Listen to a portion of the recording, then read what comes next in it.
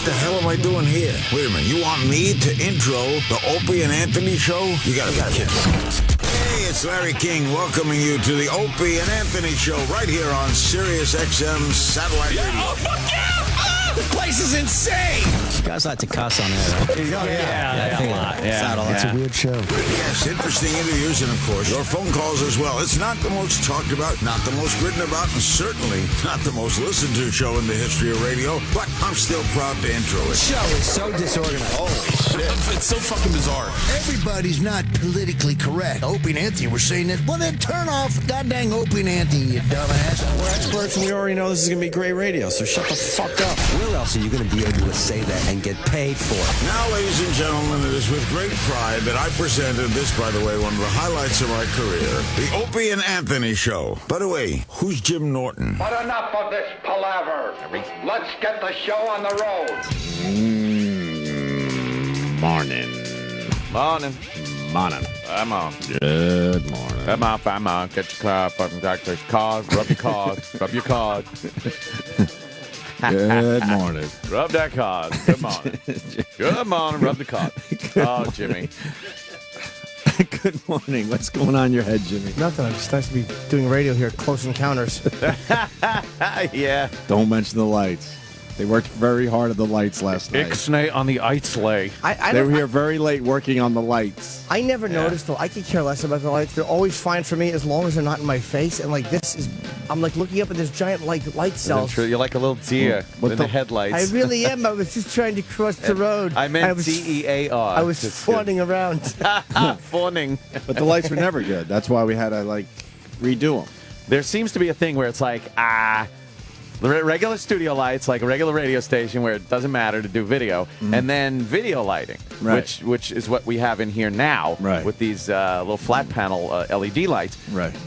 But like they're kind of new and different and in our peripherals, so it's going to take a little getting used to. They're 6 inches from the top of our heads. Exactly. They're a little too close. Jimmy said they're intrusive. Yes. Intrusive, huh? Well, all we wanted was better lighting in the studio in general. Yeah. And I don't think we've accomplished that still.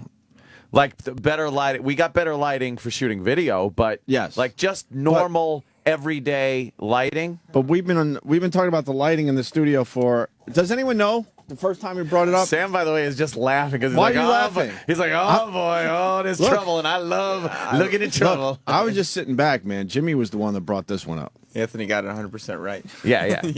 That's exactly what it is. It's just we need good regular lighting. Because they specifically have been trying to do good video lighting. Yeah, but we just need good regular lighting. That's not what they're calling for. But if you go back in time, I mean, we record everything. Yeah. We have many discussions where we just wanted better lights. They always take what we ask for and then bastardize it some way and make it something else. Or they take like a kernel. Yeah. And they say, this is what we and can then do. run with it.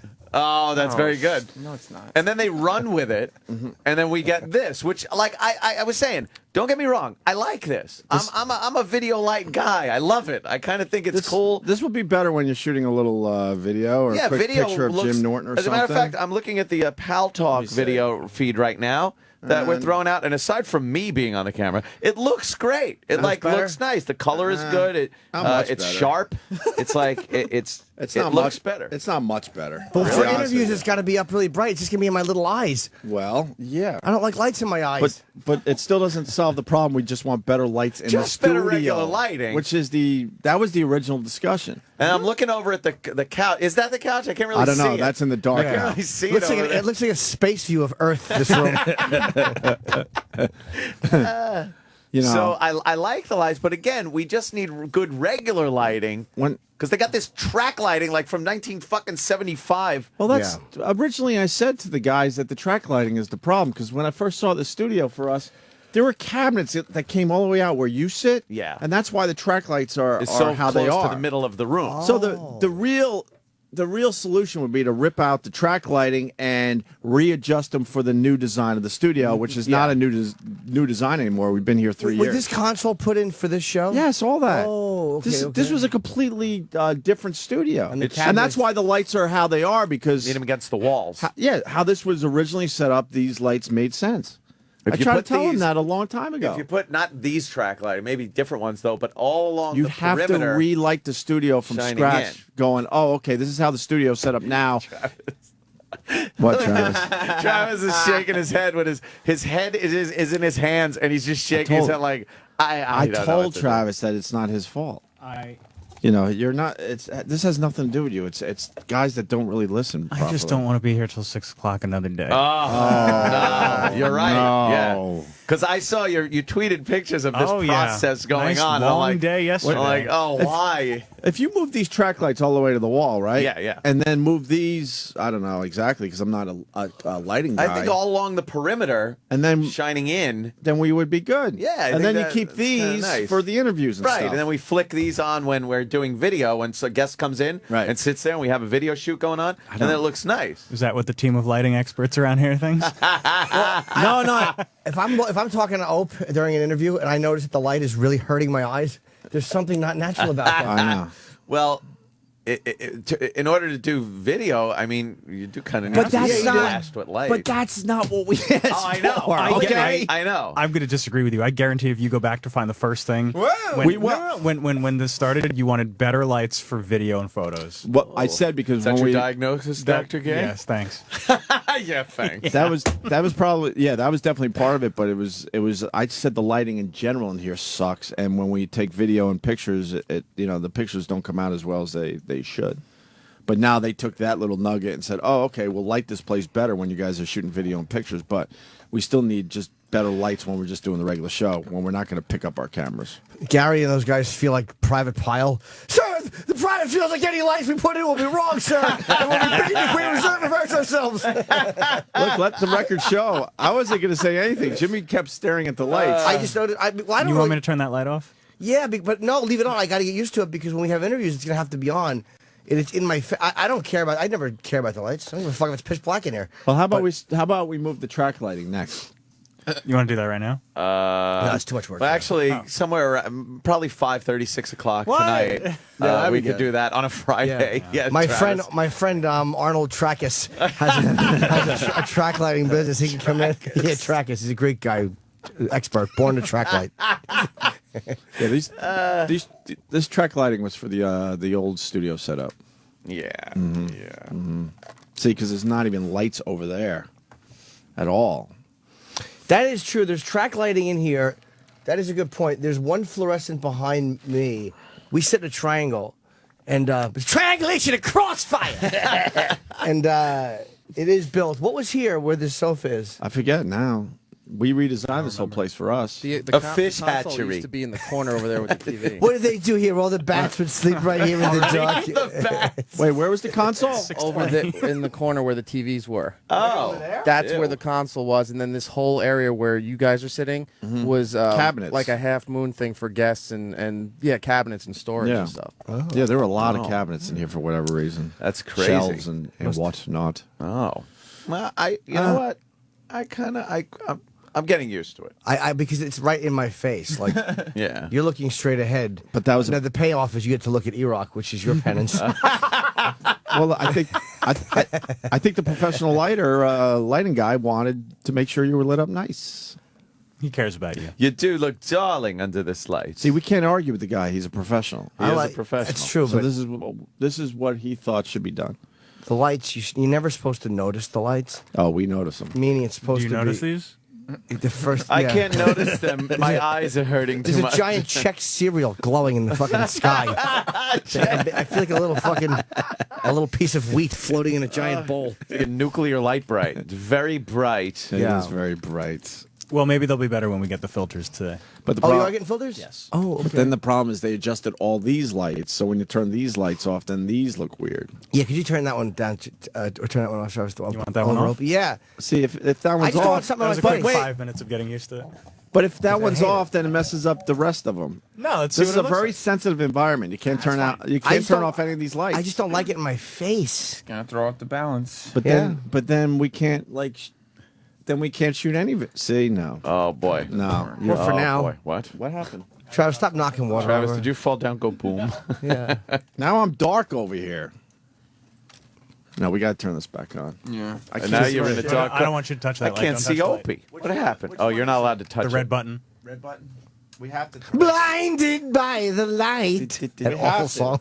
Or then I have to move these downward. I need like 6 of these. But then that's going to mess up everything. Anthony for my loves studio. these lights. I really do. I need these. I'm not saying they're bad get lights, like but six. the way the one's positioned is right in my face. Just make believe it's diarrhea and you'll love it.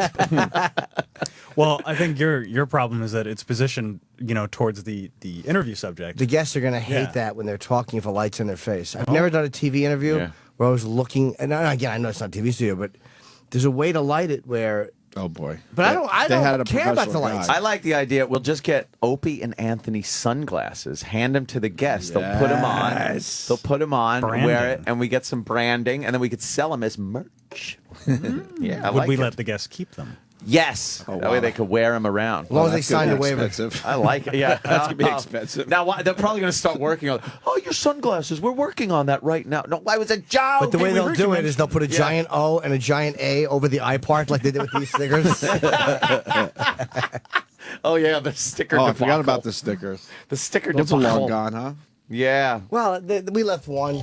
Whatever. I understand. They're trying to. Can I move one of these? For real? I You do what you would be want. so upset if you move something. No, because they said it's they set it up perfectly. My eyes are light sensitive. Since my fucking eyes are. So am mine. I got these fucking beautiful blue eyes. I'd say, and, Jesus Christ, I love seeing and them. the fucking sun and these bright lights hurt. Yeah. Mars was about to move the lights this morning, and Travis wouldn't let him, and he ran out of the office and said, "Those lights are not there for you to move them." Travis doesn't want anyone touching Well, the look, lights. the lighting guy moved the track lighting the way that it should be. There's not as much shadows, which is important when you're doing a TV shoot. Yeah, these aren't shadowy. I They're like not this. that shadowy. That's the lighting guys are amazing. Like when you watch a TV show, nobody ever thinks, why are there no shadows? What is this, the Vampire Chronicles? Nobody has a fucking shadow. I couldn't believe how much this guy knew about lights. Yeah, the It's like light. enough about your lights. Yeah, we get it. Bright. We see everything. Oh, you can read. He was just listing shit you can do. You can read by him. You can eat next to him. See? If you drop marbles, well, thanks to the lights, you'll find your marbles. All right, let's move the track lighting next now. We're almost done. We're almost done. We are. We're almost done. We're getting I like there. that. Yeah. Now we got to move the tracks. Track lighting. And we got To to the knock walls. this studio out next to us and just take over both studios. That's don't laugh. That's has to happen if we stay here. If we move the Who was track lighting, laughing? We need I a gotta much come bigger back fucking late. studio. I don't And all we have to do is again. take this wall down. Jimmy's right. You don't want to be in the same room as Eric. Doesn't do. matter. Just miss shove him in the corner. can't be. Shove him around the corner. Whatever. Enough about the lights. Do you want that one off again? No, we No, no, can't. off. Because then they all have to go off. And then I turn these, and then that's going to be a problem. Lighting for video isn't that hard. All right, fish man, shut the fuck up. That's right. Yeah, what do you Everybody's got to get into the gills? act. Shut up. We've been trying this for a year. I think it looks good. Yeah. It does look fine. I just don't like any light in my face. It drives me nuts. Tebow's in town. Landed yesterday. What's the headline over there? Like I catch the train. Oh, sorry. What happened? I just keep thinking of light things. What was the headline over there on the Tebow? Halo, New York. Halo, New York. Hello, New York. I York. get it because he's a Tebow holy arrives, roller. and he's waving. I get it. To his now. massive fan base. Hi. That's what that I wave know. says. Oh boy, does it ever. Hi. I think it's a masculine wave. Yeah. No, it looks like Grace Kelly the way he waves. Hi. Halo, New York. Yeah. And exactly what we've been saying for the last couple of days. The headline in our paper today, Tebow here to be #1 quarterback. And then you go to the sports section, their headline, sources say Tebow has eye on Sanchez's job. Watch out, Mark. That's this is just- exactly what we've been saying for the last few days. That's all the sports writers. That's not it. Tebow probably said nothing of the kind. Yeah. It's just a Yeah. scumbag sports Drama. well, we They're all knew making this drama. is what they were going to do with this whole thing. And knowing that Sanchez is a bit sensitive and... Maybe Mark Sanchez is the source. Watch out, Mark. It says on the back. Yeah. It's like, it really does. You think this guy needs this shit? and this is what we were Poor questioning. You know, is Mark Sanchez ready for all this shit? Whether it comes from Tebow or the sports writers, Yeah. they're going to go with this angle. Yep. Everyone wants Tebow to start now. Yeah. Yeah. Why not? Yeah, they got him. Might Why as well. not? Throw him in. See what happens. But Mark Sanchez is so good. I think Mark Sanchez fundamentally is a better quarterback, but He's not good enough for everybody to go, Well, There's a obviously clear-cut Tebow's not decision. gonna. Yeah. Well, obviously Tebow's back up, and you can't put him in because it's not like Brady's there or something, And you're like, all right, let's replace him. Sanchez is like, well, it's kind of like, well, we could give it a shot. Right. But the sports writers are already all about this. They love making the drama. And that's going to put some pressure and some stress and some anxiety in Sanchez's head. This is great for them. They got something to write about. Maybe it'll get his ass in gear. Maybe it'll get even better. Where did Tebow go yesterday when he came to New York? Church. Went to St. Pat's. You're kidding? Yeah. I don't know. I know, neither do I. Sounds logical. It does. Probably hit 10 churches already, this guy. Yeah. Got to find a good parish. Like find a good parish. I don't know. What did he do? Yeah, what was his first first little day in New York? What did he do? I'm assuming Make the he rounds? was in to do contract stuff. Is he coming in here on Sirius XM Studios? I hope so. Sure, you got something. NFL channel. Did you guys get the Pat Robertson? Pat Robertson. Pat Robertson clip on Tebow? Holy rolla. And Peyton Manning? No. They just threw it on the TV. On the TV. Yeah, he's hoping that Denver has a shitty year because they got rid of Tebow. Because, Pat Robertson's all about that God thing. That God It's thing. all about football, really. I mean, Yeah. it's synonymous. So why with doesn't football. fucking God do Tim Tebow's deal? Yeah. Pat Robertson's a dick. He really is. Just a dope. He's the fucking worst. But he still has an audience. Oh, he always will. Still has the audience. Them holy rollers. People actually go to these arena sermons. It's amazing. I mean, it's like you get so used to the idea that this is such nonsense, but you forget that there's a lot of people that really believe that stuff. yeah. they shut their eyes, they lean their head back, and they put their arms up, and they rock back and forth, and it's like, wow, you're a fucking psychopath. And I kind of fluctuate between hating them for their dumbness and feeling for them. Like you really think that this douchebag is helping you? This jerk off in the front of this arena? Yeah, you want to have some faith, and Yeah, that faith whole is thing. fine. That's fine, whatever you want to do. But to think that this fucking old money grubbing fuck is doing any favors for you with God, what do you need a middleman for? You don't. The fuck do you need some human middleman to get your word to God? Talk to him directly, right? Yeah, He direct talks to me line. too. I get emails from him. I follow him on Twitter. He's Follow God at Yahoo. I wrote to him. Actually, it's God 232. Yeah. He couldn't get God. Some fucking idiot in Chicago has Yeah, he's in the middle of a fucking copyright thing, but he realizes he never copywrote God. I can't believe I forgot that. Is this the clip? I don't know. Uh-oh. Sam yelled at you a little bit right there. I don't know. Hold on. Whatever. Hold on? Really, Sam? Really? boys, things all are right, changing we'll around all here. hold on. Yeah, whatever. How about we just hold? Hey, listeners, hold on. Sam's busy. Whatever, Sam. Yeah, Whatever, Sam. Sam. I think I saw a guy die yesterday, so I'm a little fucked up today anyway. So, in our neighborhood, too, there, Jimmy. oh good. I can name a couple people. I hope it was. No kidding. How do we find out if the guy made it? I what need did to he know do? if this guy made it. That's all. We don't have to talk about it too long on the show. I actually tweeted the wrong address. It was 67th and Columbus, but for some reason I tweeted 67th and Broadway. There was a guy down, and they were working on him hard, like aggressive CPR, an overweight guy. I couldn't tell how old he was, and they didn't have a pulse for the whole time I was there, which was at least 10 minutes. And then finally a lady said, we got a pulse. And then they kind of bagged him and got him together, but he was still unconscious when they took him away. I just need to know if the guy made it. How do we find that out? Why are you compelled to know? Because I don't know. Did I see a guy die yesterday? Well, why do you want to know? I don't know. You don't know why you want to know? Well, because I saw the wife, and it looked like a wife and a kid. They're just horrified, and I just want to know he did all right. Maybe you... How do you find shit like this out? Assume he did, and then you can go along your merry way. That's you. Make it go away. Make it go away. I just need to know.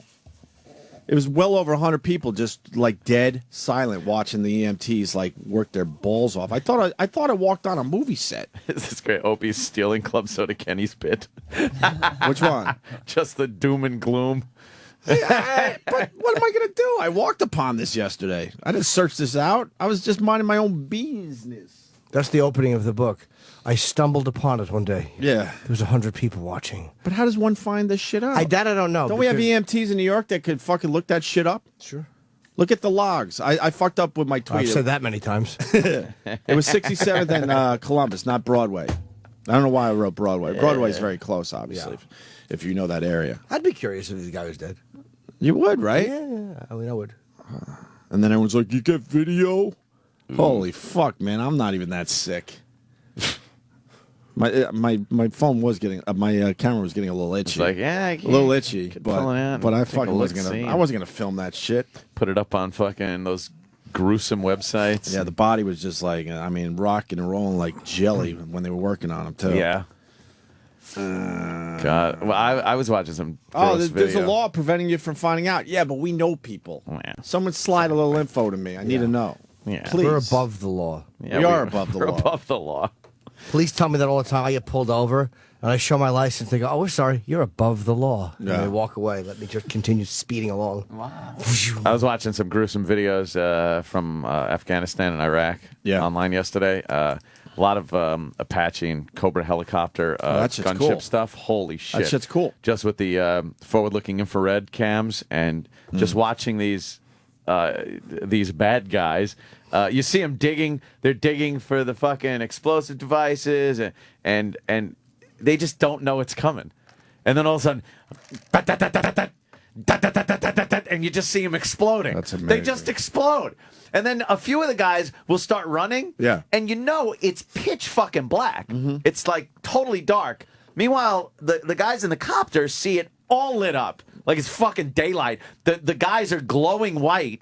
And they're running, and these guys are like, must run away, because that's like your first thought is like, must run away. But they see him, like it truly is, you can run, but you can't fucking hide. Well, and then you,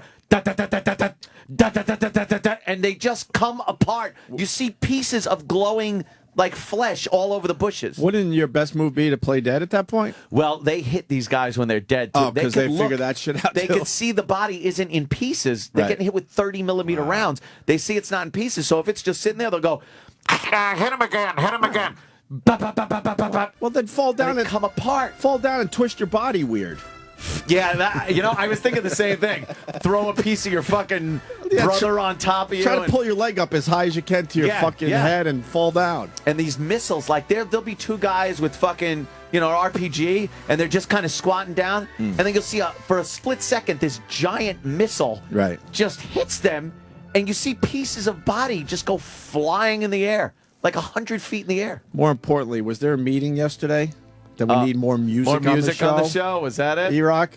What is this? Were is you this told to be grab some from Rambo?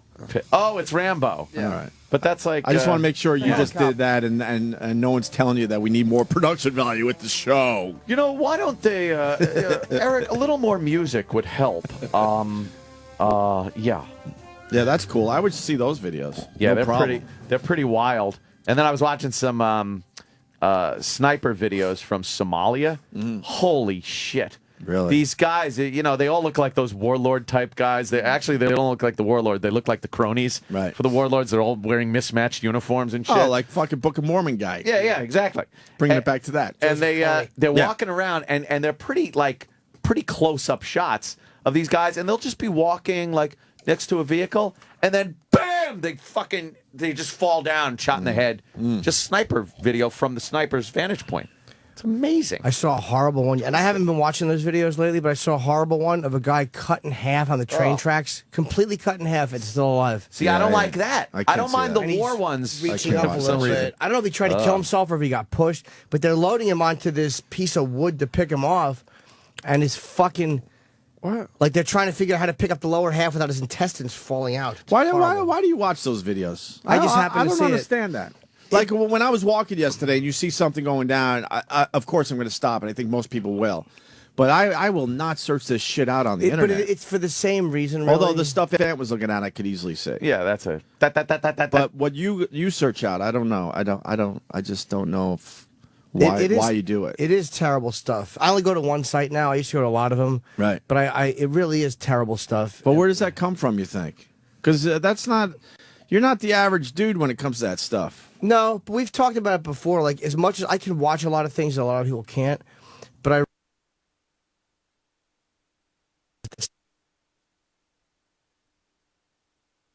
You have to see A it. beheading is not this random thing. Like, oh, it's a beheading.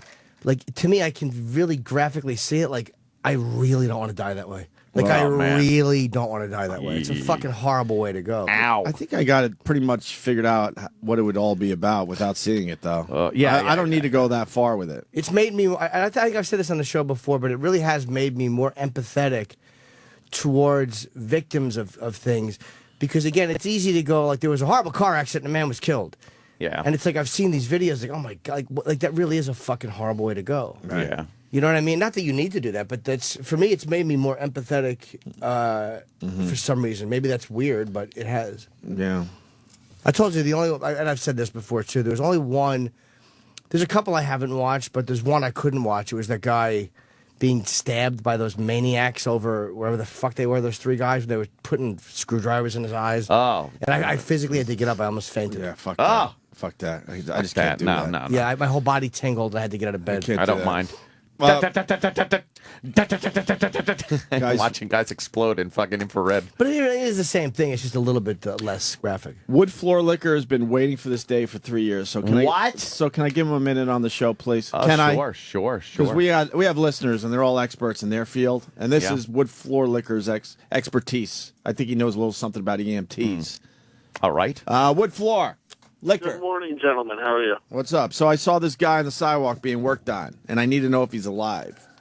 There are laws in place that are privacy laws called HIPAA laws, HIPPA, that prevent... Is that Iraq's law? Oh, HIPAA. Oh, okay. That's different than what I was thinking. Fat, no matter what you do, fat. Oh, boy. Fat. Oh, boy. That sucks. They are privacy laws that prevent anybody else from finding out any information about your medical background unless you give specific consent for that person to find out. All right, but we know all that, but we're us. How do I get the inside fucking info? Where's the inside track in this one? We've done things above the law many times. Yeah. I will tell you that the percentages are, if they were doing CPR on that person and if he had no pulse for a certain period of time, chances are he probably did not make out well, if at all. All right, but how about a text? A text. How about a tweet? Someone look this shit up. Write it on the sidewalk when I leave today. I need to know. I don't know why I need to know. It's like me asking Jimmy his questions. I don't know. I need to know. What I was amazed by was the dumb New Yorkers that were kind of annoyed because the sidewalk was completely packed with 100 people watching as this guy was trying to be brought back to life. And then some of them that just wouldn't. They didn't even really. I don't even think they knew what was going on. I like people that don't look. I like people that just walk on the fuck by. That's like the people that rubberneck for cars and things like that. Just fucking move. Yeah, but we all rubberneck. You even rubberneck. I literally don't rubberneck when I'm driving. You never take a look. You know why? I make a point of not, because I'm looking right at the fucking guy in front of me, and the second I see brake lights, beep, beep. I get so pissed off. Oh yeah. We all get mad at the rubberneckers, but I would guarantee it's 99%. Of the people rubberneck. Mm-hmm. You just think you don't rubberneck is bad, so you think you're above it. I don't. I am above it. I look, so but you're I the don't slow 1%. down. I don't slow down. guy. You're the 1%. I try not to slow down. I slow down a tiny bit, but I don't think my slowing down is causing the problem. Yeah. All right, Wood Floor Liquor, big day for you. Congratulations. All right. Gave us some info on this thing. So I guess I'm not going to find out. I thought just talking about it for 5 minutes, I would have got the inside scoop already. Yeah. We've gotten the inside scoop on some shit before. The inside dope, the inside poop. We need the skinny. Remember when me and oh boy, I make a joke. Oh, You rock fat, always fat. No matter what you do, you'll be considered fat. That's terrible. Sorry, Fat. All right. Fat guy. Fatty Fatterson. Oh, poor. Oh, that's See? uncalled for completely. Oh, necky cheeks. Oh boy. Oh, man. Even if he goes on Biggest Loser, always It considered doesn't fat. matter. Oh, it doesn't Always. matter. To the day he dies, fat. Terrible. Constantly. All right. Remember when me and Kenny were driving in and there was what we thought was a dead guy on the sidewalk? We found out that guy wasn't dead. He was some kind of drunk that just kind of passed out. Yeah. It's because I told you it was me. Oh, thank you, Kevin from Connecticut. That guy did die. I found out on deadguyinthestreet.com. Oh. I didn't know that was a real site. You got the Tebow clip with Pat Robertson? Oh, yeah. This dope. Tebow has to spin everything with the God thing. Remember his talk about the tornadoes? Yeah. I forgot what he said about the tornadoes. People weren't praying enough or something? Yeah, they weren't praying. I don't know. What the fuck? This is what he has to say about Tebow going to the Jets and the Peyton Manning thing. And a lot of folks down there were hoping that the Jaguars would sign him. Well, my take on it, and I know the public relations doesn't bear me out, but I think the Denver Broncos treated him shabbily.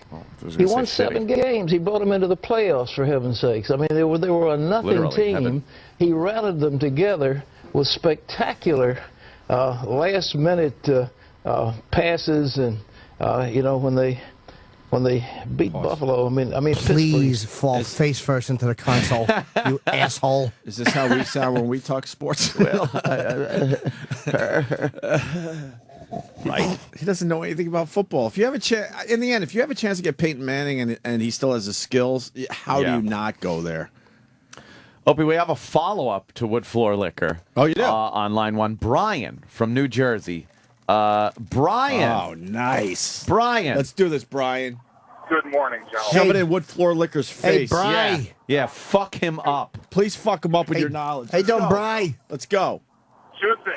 It's not HIPAA, HIPPA. It's HIPAA. Oh. For the HIPAA law he was talking Oh, so that's pronounced how?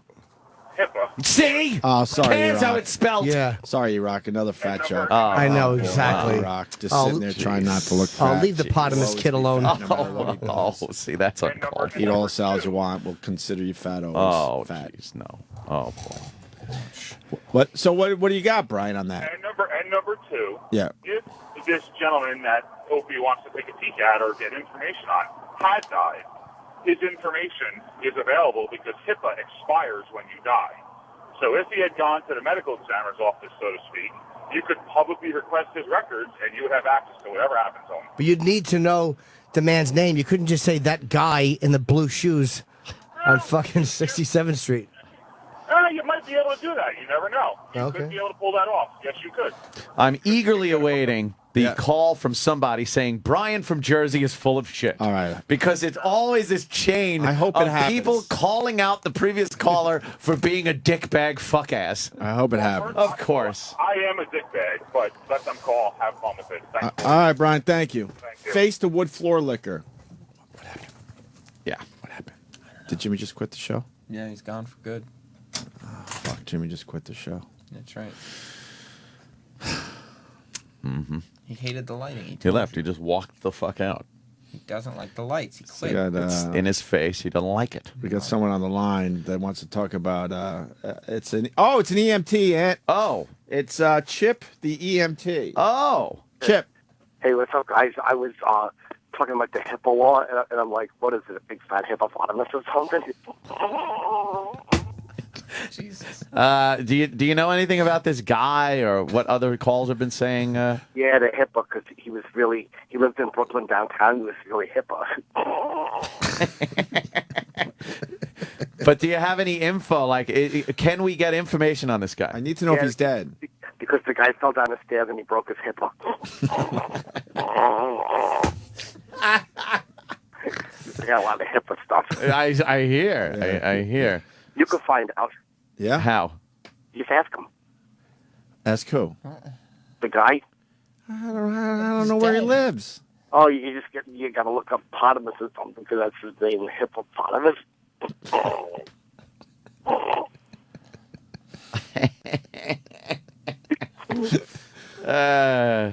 All right, Chip, the EMT. Okay, see you later. All right, thank you. Can I get the hotline number? No.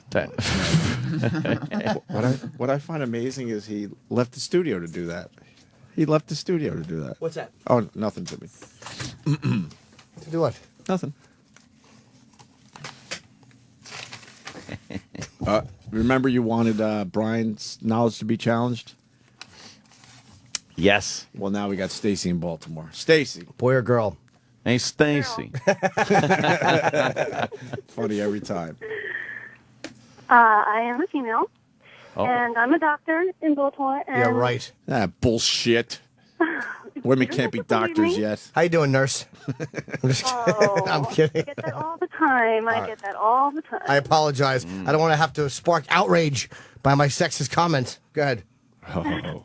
No, that's it. It's really boring. It says HIPAA does not expire when you die. That's it. So Brian was wrong? Brian's full of shit, what you're saying. Oh, He's a dickhead. It's HIPAA? Oh, I thought they were saying CHIPA. So it doesn't Health expire. insurance, accountability, and portability. I don't really know what the hell it stands for, but that's it. I don't want my doctor to say I don't know what the hell that stands for ever. All right, Stacy, thank you. Especially with HIV. All right. So we still don't know if the guy lived. Oh, well. Or died. Back to the Pat Robertson? Sure. Yes. Excuse me. It was a tremendous victory. And you just ask yourself, okay, so Peyton Manning was a tremendous MVP quarterback, but he's been injured. If that injury comes back, Denver will find itself without a quarterback. Oh. And in my opinion, it would serve them right. Terry?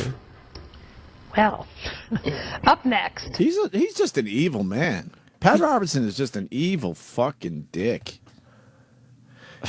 Well, it's a dumb game, you stupid fuck. Yeah, who wants to hear sports on the 700 Club? Right.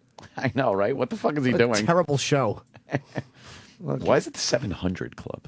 I don't know. What is that? What does that even mean? I think Some 600 religious was thing taken or something. Oh. He had to go with 700. I don't know. What is his problem? Because Tebow, praises Jesus. He feels like he has to stick up for him. Tebow's doing just fine. Yeah, don't worry about it. In the end, it's probably a better move because he's in the New York market. Yeah. Yes. Right? His message will be annoyingly put. Oh, yeah.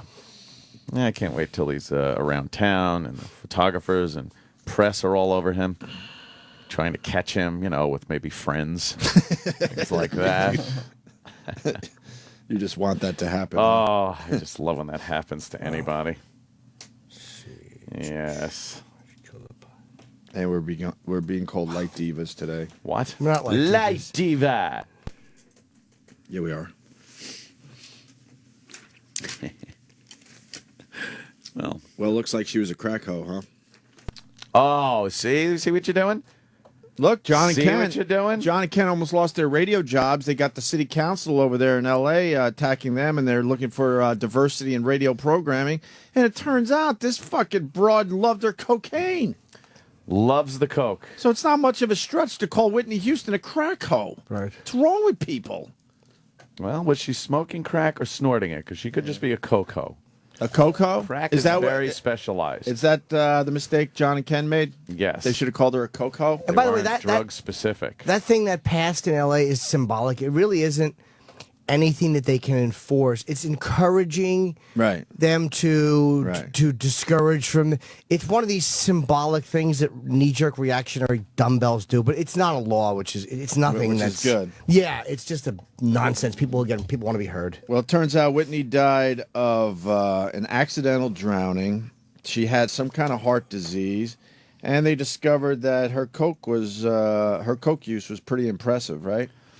Cocaine. How did they say it in the paper? Yeah. Well, that they're basically saying she had coke damage. Yeah. From doing it on a regular basis. That guy that was what was his name on Joe Rogan's show on that podcast? Oh shit. And he was talking about yeah. Oh how fuck.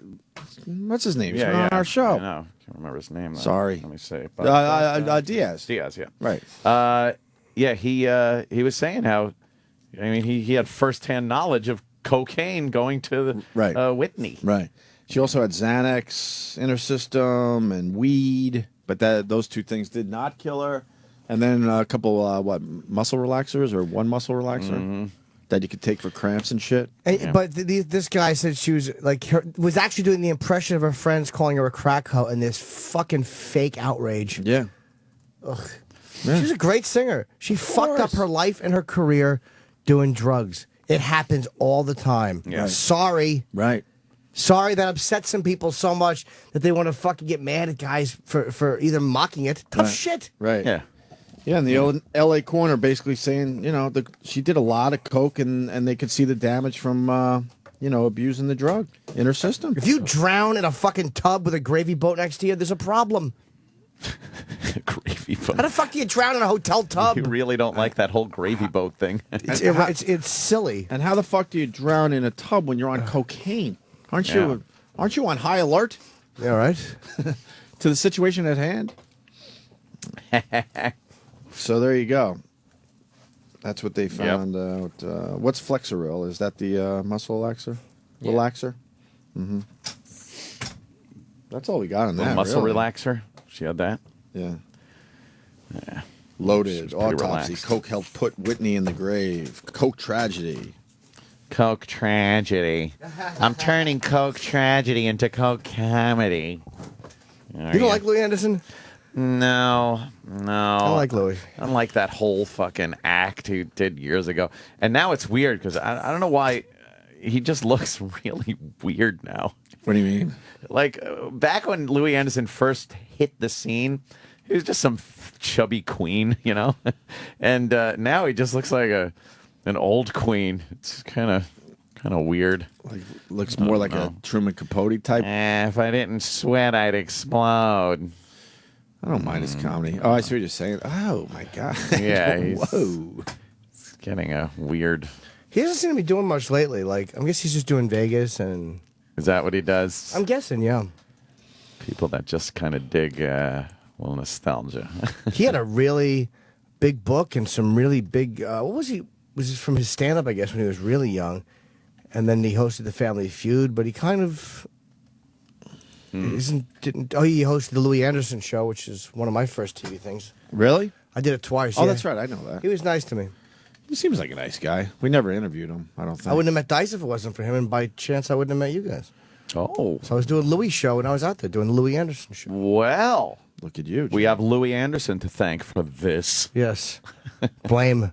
We were doing it at the Santa Monica Piers in L.A. It was 4 of us sharing a room. Me, Rich Francesi, Lenny Marcus, and Florentine. Damn. We're sharing a room in what was the Wyndham Village and is now the London. Who got to sleep with who?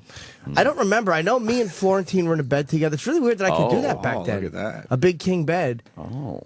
And then fucking Dice called us on the phone. It was weird, though, to be in bed. I slept in beds with guys all the times when you had to on the road. I bet you did. No, not for that reason. Oh. Me and Ann had to share a hotel room once. Oh, that never happened Not again. even a bed. Oh, not a bed. No, Yeah, of it course was like not. twin beds in a room. Still weird. California. Yeah, it was We weird. were just getting started. We had no fucking pull. Yeah. They put us in a room with two queen Boys, beds. you're sharing a room. We don't get individual rooms for our talent. Shut up. I can't imagine sharing a room right now. I cannot. Oh, imagine. I know. Hell's no. Can't imagine. That was one and done. Yeah. If they told me to share a room now, I would be like, what? They'd be like, you got to share a room? I'd be like, no, I'm not. And they'd be like, yes, you are. And I'd be like, no, I ain't going to do it. They're like, you got to do it. And I'd be like, hell's no. Right. Someone's got to explain. Someone's got to explain this to me for reals. Deftry, DEFTRY on Twitter. It's a tree Crackhead. who can't hear. Oh, sorry. Crackhead would be okay, but calling her a whore is over the line. She wasn't a whore. Hashtag moron. Exactly. But it's not really. We're not saying whore. We're saying hoe. Hoe. Yeah. That's just saying. That's like saying the nigga. A crack. N-I-G-G-A. A crack hoe is more of a slang for a girl who does crack. It doesn't necessarily mean the literal breakdown of a Right. girl who's fucking. And I think we for all know crack that. in lieu For of crack. money. Right. Exactly. To say crack whore, really, to me, a crack whore really means a girl who fucks for money. Right. Actually, Right. crack hoe is just saying that's somebody who's strung out on crack. And that's why they came up with hoe. Yeah. Yeah. I concur. Yeah. I concur. So who's the moron now? That's what I Moron. have We still asked are. today. Yeah. Are we morons? We'll always be. Oh well. Always be more. All right, we're gonna break because we got our food here. I love the smoking kid. Is he still smoking? Kid. Kid's hilarious. Fucking Look at the Keith little Richards. kid smoking on the news. No age limit in Indonesia for smoking or for buying cigarettes.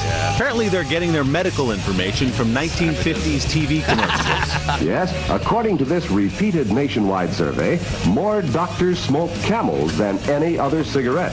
Why not change to Camels? And the #1 story of the week. It's almost like an Etch-a-Sketch. You can kind of shake it up and we start all all over again. Just hours after an impressive blowout win in Illinois, the political conversation turned from Mitt Romney's frontrunner strength to his inner etch-a-sketchness. Had Mitt Romney been around at the time we were drafting our Constitution, he'd have just shaken it and just shook it up after it was approved to rewrite it. So I'm going to give it to you guys to play with, all right? Now Newt and Santorum are both holding etch-a-sketches. Yeah, that's what we're great. down to. That's wonderful. Douchebags, just drop out. Both of you stink. Santorum's a fucking twat. He sure is. You talk about the Constitution, where everybody is supposed to be guaranteed equal protection and fucking life, liberty, and the pursuit of happiness. Or is that the Bill of Rights? I'm not sure. Unless you're gay. Unless you're a faggot. Is that Right, what it is, Santorum? Rick? Unless you're gay. Ugh. God, I just hate people who interpret the Constitution to mean more for themselves than other people. And I need to say it every time. I hate them all. I hate them all. Yeah, I just hate some more than others. Of course, of course. I've grown to like Biden because he just doesn't have a lot of money, and he's, to me, one of the only straight shooters out of all of them. That's why he says so many stupid fucking things. Dummies. McCain seemed like a straight shooter, too, didn't he was. He had that whole Keating loan thing, but I respect McCain more than any of them. Yeah. He just picked the wrong fucking running mate. Did you see the Sarah Palin movie yet? No, I have not. Did you? No, I did not. No. I was hoping to get my knowledge from you. I have no real need. That's why I want, or asked that question. Ambition to see it. to I tell don't you the either, truth. but yeah. obviously a lot of people are checking out that movie. I did see it. She was from Alaska. And she wore glasses because her eyesight wasn't what it used to be. She was married with children.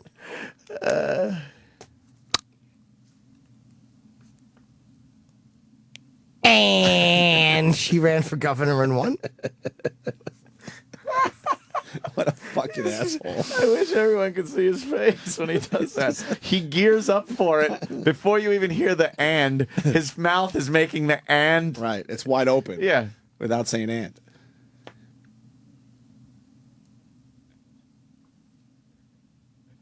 And John McCain asked her if she would run for vice president.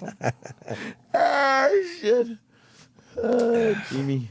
I tried to find a movie to watch last night. There's nothing. There's no fucking movies out there. What? What do you mean? Like go to a movie On or demand. watch it on demand? On demand. I demand something. Give me a good. movie I should watch right now. Go. On demand. All right. Something that's on demand right now. A Birth of a Nation?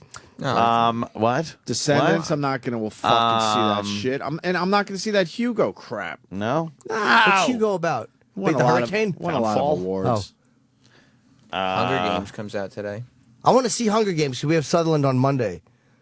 I want to see that over the weekend. I'm sure there won't be any lines. Yeah, what the fuck is that? Yeah, whole right. What's that whole thing about? What are we looking at there? Like, what is it? What it's is kind it? of like the new Harry Potter phenomenon. Yeah, it's a What's the massive. gist? What's the gist? They're hungry. The gist is kind of the summation.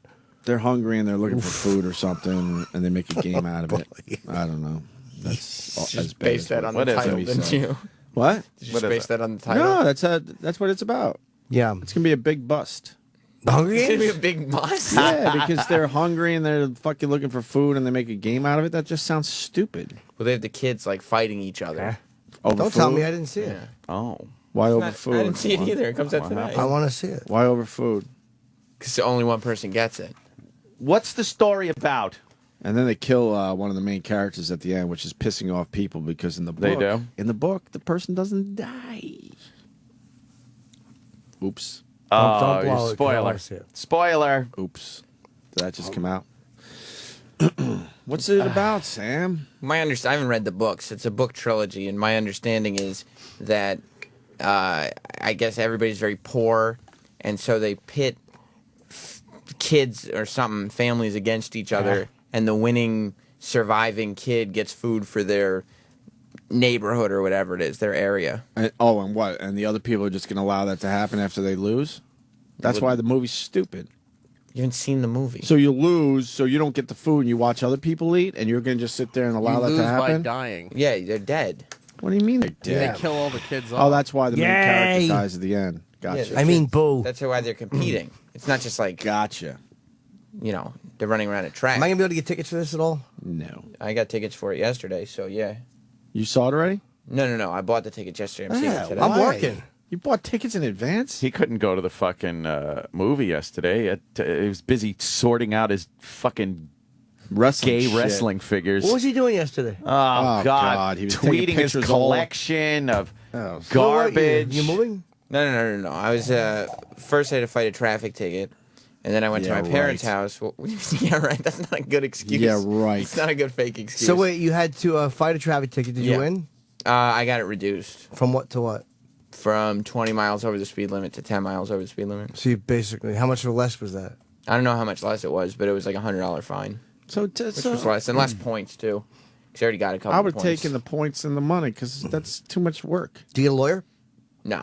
So what'd you do? Just walk in and go, I wasn't going that fast. He went, yes, you are. Well, yeah. I mean, the cop didn't have a radar thing in his hand, and he was out of his car. And I said, well, there was no radar. And he said I was going 50 miles an hour, and he didn't even go back in his car. So how could he know? And she said, well, they have very advanced equipment that he could see his car from where he was standing. Is that true? So you should have got the whole thing dropped. So you did a horrible job. And did you say I would have had to go to trial? So then go to trial. Not necessarily, because you might have. You see, the thing is, you got to give the cop an out too. You got to say, look, there was high traffic. There was multiple cars going by. I can understand how it could easily get mixed up. Just raise that little bit of a doubt. And how long would a trial take? Well, I would have had to go back another day. Fuck, I'm speeding this weekend because that looks like days off, man.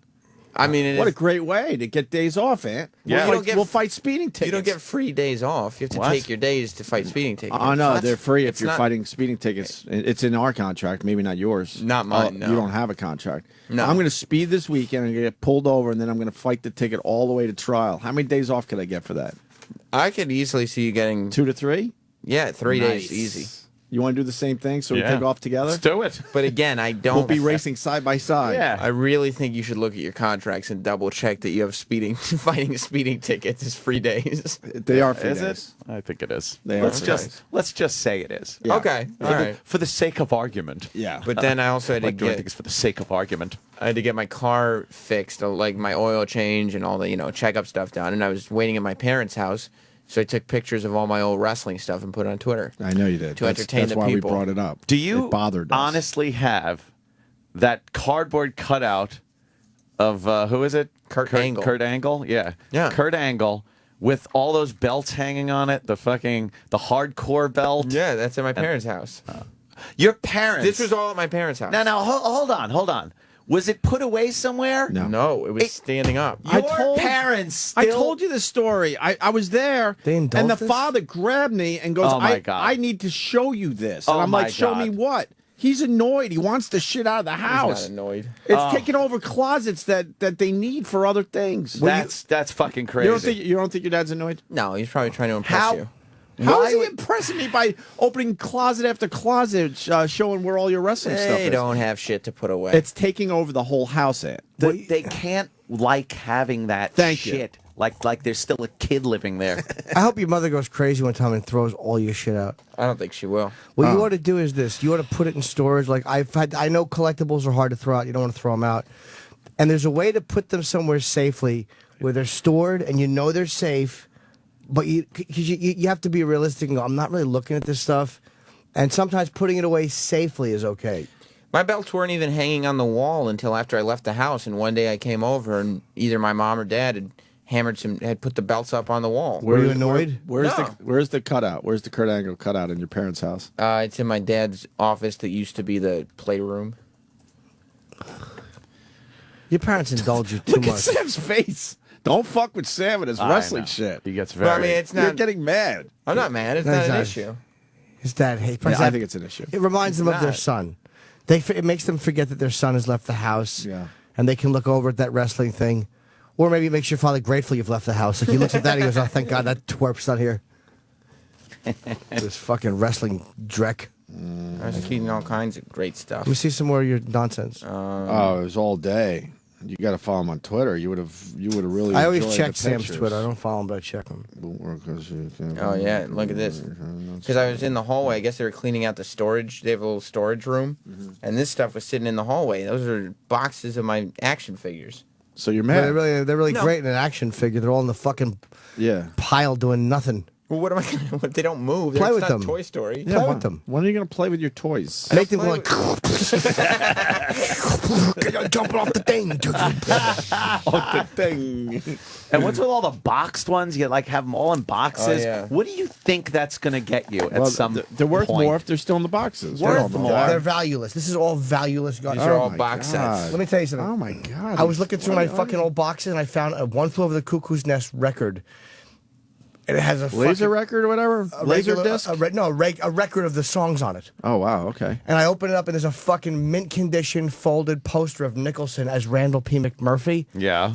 And I'm like, this is in mint condition from the Cuckoo's Nest was 75. So you I've looked it never up? seen this. You looked it up? It's on eBay for $25. $25. Not See? worth saving it for all those gives years. a fuck. No. What do you think that's going to get you? I'm not worried about how much money it's worth. Then why are you holding on to it? Because then I tweet it out and people are like, "Oh shit!"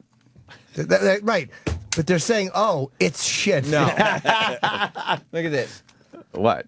Zack Ryder, the wrestler. Yeah. Yeah. He wrote, "I'm jealous, bro."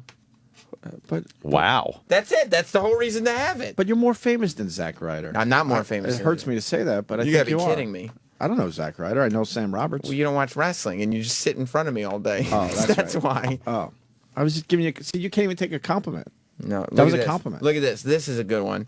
That's the original Bomb Squad football for Adam Bomb. You can't find that shit anywhere. Who else has that shit? Because it's shit. That's yeah, why. thank you, Jimmy. It's in a bag still. It looks like fun. You can't find it because no one cares. I found it in the bag. I don't know why it's still in the bag. Why but don't you that look it makes up right even now? better. Original. Look it up on eBay right now, or I'll fucking smack you in the Yeah, lips. Jesus, you don't have to get so hostile. And that dumb fucking the urn, the fucking. That's not dumb. That's one of my favorite dumb. pieces. It's a fake urn. Yeah, it's not it's even like an urn they actually styrofoam. used. It's like Oh, styrofoam. God. no Adam Bomb football. Then look it up. 'Cause it's really funny. Because what do you think is the rarest? Not the rarest, but I can think of a pretty rare piece of wrestling paraphernalia.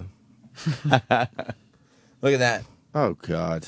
That's the original Undertaker foam rubber urn. That's very rare. All right. How much is it going Look it for up. on eBay? That's the point Jimmy's making. This stuff ain't worth shit. No, of course not. Look at this one. This one is in way worse shape than mine, and it's $80 on eBay. And no one's buying it. Because it's in $80. shit shape. Oh, stop it. But you would never sell yours. Exactly. That's So what now I'm saying. you're just stuck with all this junk. Ugh. I'm not No, worried he's about not selling stuck with it. His parents are stuck with it. Yes. Like a hoarder. My mom said I should go through the stuff because she said one day we'll die and somebody's going to have to go through this stuff. Why wouldn't you go to the stuff? I didn't have time. I was taking pictures. Look at this shape that's in. All right, listen, we got to take a break. Yeah, We're happy for you, Sam. I know one piece of wrestling history that you would love. Yeah, I know. Are we talking about E-Rock's fucking championship belt? Oh, What- no. What are we talking Much about? better than that. It is better than that. You mean the one signed by Virgil? Yeah, exactly. This isn't worth shit. Virgil. My Undertaker urn is worth more than Virgil. That's like me getting my Shane McMahon shirt signed by his best man. Yeah, Who cares? Oh, boy, another E-Rock fat joke. Oh, no. Jeez. What? Oh, boy. Dude. Do you like that? Do you like that shirt? Fat E-Rock. Yeah, I like that shirt. Oh, boy. It's a very rare Trying to mind piece. his own business, but we see that he's fat. Doesn't matter. Doesn't matter what he do. No, not at all.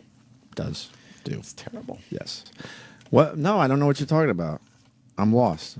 Jim has the T-shirt, the original T-shirt Which I from found. Shane McMahon's bachelor party, I knew I wouldn't have thrown that out. and it says the SS McMahon on it. It's got a little cartoon picture of Were Shane. we at the bachelor party? No, this is 1996. Yeah. Yeah, this is. I was on a boat. Me and Bob Levy performed. Oh, right. And Pat Patterson was there, and Vince. Pat Patterson. And Pat Patterson was there. Wow. Pat Patterson was there. And I didn't have a on camera. a boat. I didn't take pictures back then, but I got Vince's autograph on a business card, and I kept the shirt Do you still have the business card? with Vince's autograph. Yeah. I do. Yeah, it's my business card, just what he signed Yeah. back. We got trivia coming in. Excuse me, Sam. Trying to go to break, but Brian has something very, very rare. Brian in the Bronx. I have Owen Hart skull cap, Sam. How much is that worth? Owen Hart's. Oh. That's disgusting. Oh, Wow. That's Is it signed? That's terrible. See you later, guys. All right. No, It's not he signed. doesn't want to even elaborate. It's my JBL hat. It's your and I saw it was ring used, right? Yeah, he wore it, and there's a stain on the inside of the brim from Jizz? where. Nope. from where CM Punk splashed whiskey in his face. Wow. Does it smell like whiskey? Oh, it's iced tea. All right. It was whiskey. No, it wasn't. So I'm wrong. No. So, is this great? Jesus. Can we break now, Sam? Please? Yeah, all right. We're gonna step aside.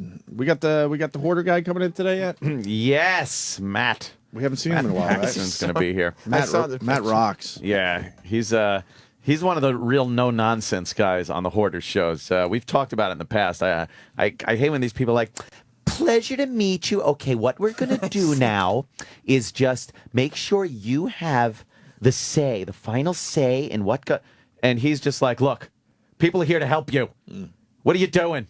Like, he's the no-nonsense guy. I like that. Yeah, absolutely. Yeah. Look at the condition that's in. It's wrinkled because it's been folded. I've But seen it's the shirt. perfect condition. What? Sam wants that? He's just showing What me are you trying pictures. to do, wrinkle it? It's in perfect condition. Oh, wow, it really is, Sam. Even though it's wrinkled. Do you want that, Sam? Of course I do. Who else has a shirt from Shane McMahon's bachelor party?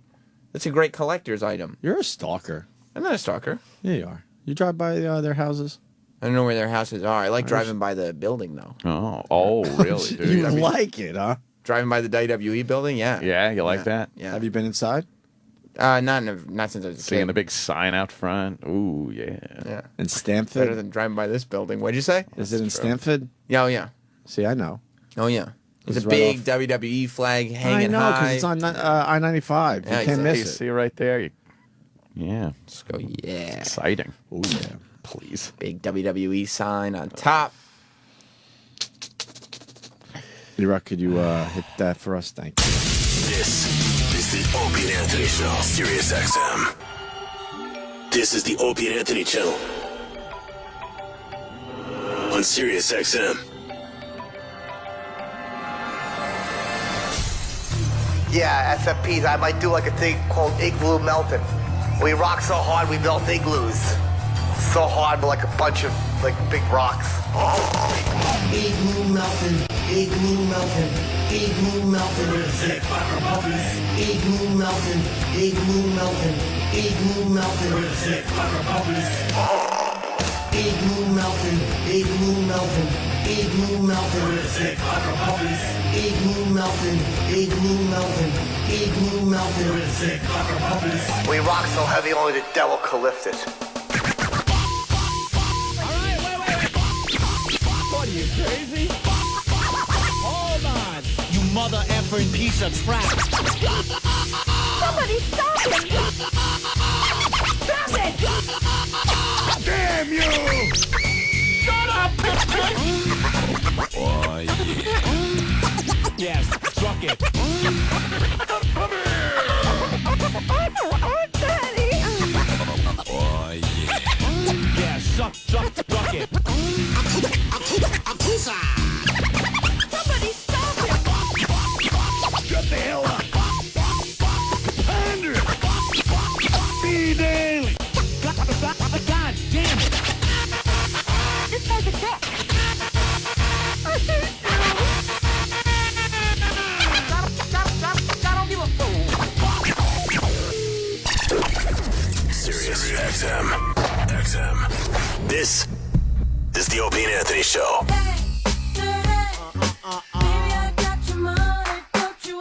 Getting topical. Hold up, wait a minute. With the Sex Man. Good morning, sexy. Good morning. You like the new lights in the studio? Yeah, they're fine.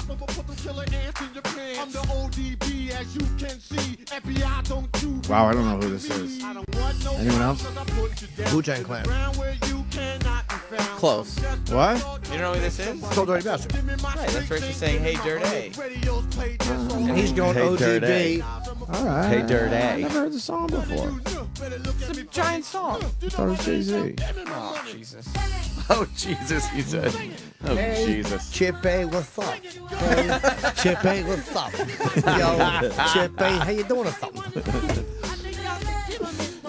So why are we playing this? An easy one. Our friend, Oh, yeah. our friend Michael K. Williams is going to play ODB in a movie about his life. Fascinating. That's one of those little like regular radio tidbits that the guy in the booth would say. Wow. That's like Erock's What do you doing think we're doing? I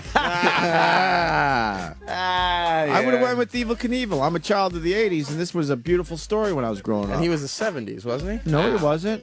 Nope. Okay. Look it up. Evel Knievel was jumping still in the 80s. Yeah, true. Being a child of the 80s, I know that. You don't remember when ODB interrupted the Grammys and said Wu-Tang is for the children? What year was that? It was in the early 90s, mid-90s maybe, 94.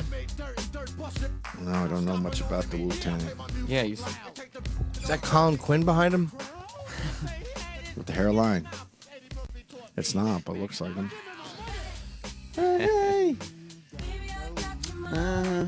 Hey, says it was Chip 98. A. Chip A. Making everybody laugh. Hey, Chip A. Making everybody crack up.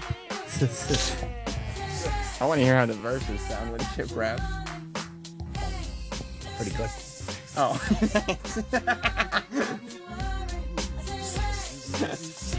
People are saying this song was not giant. Well, people can say whatever they want. It was a, I think Sam would know. How? huge song. How would he know? He's black. Are you black? No, I know that this was a major song. Sam would. Who said this wasn't a big song? What? Who said this wasn't a big song? Somebody. Who? I'm not saying. Exactly. You want another big old dirty bastard song? Yes. Oh, yeah. Oh, I remember this one. This is Hard Knock Life. No. What? No. We're kicking it old school here. Yeah. That's Shirley Temple, Hard Knock Life. Yeah. Uh-huh. What did he die of? He was in his 30s, right? He was young. Chippy, yo. Yeah, I go down to the store and I buy my Hubba Bubba.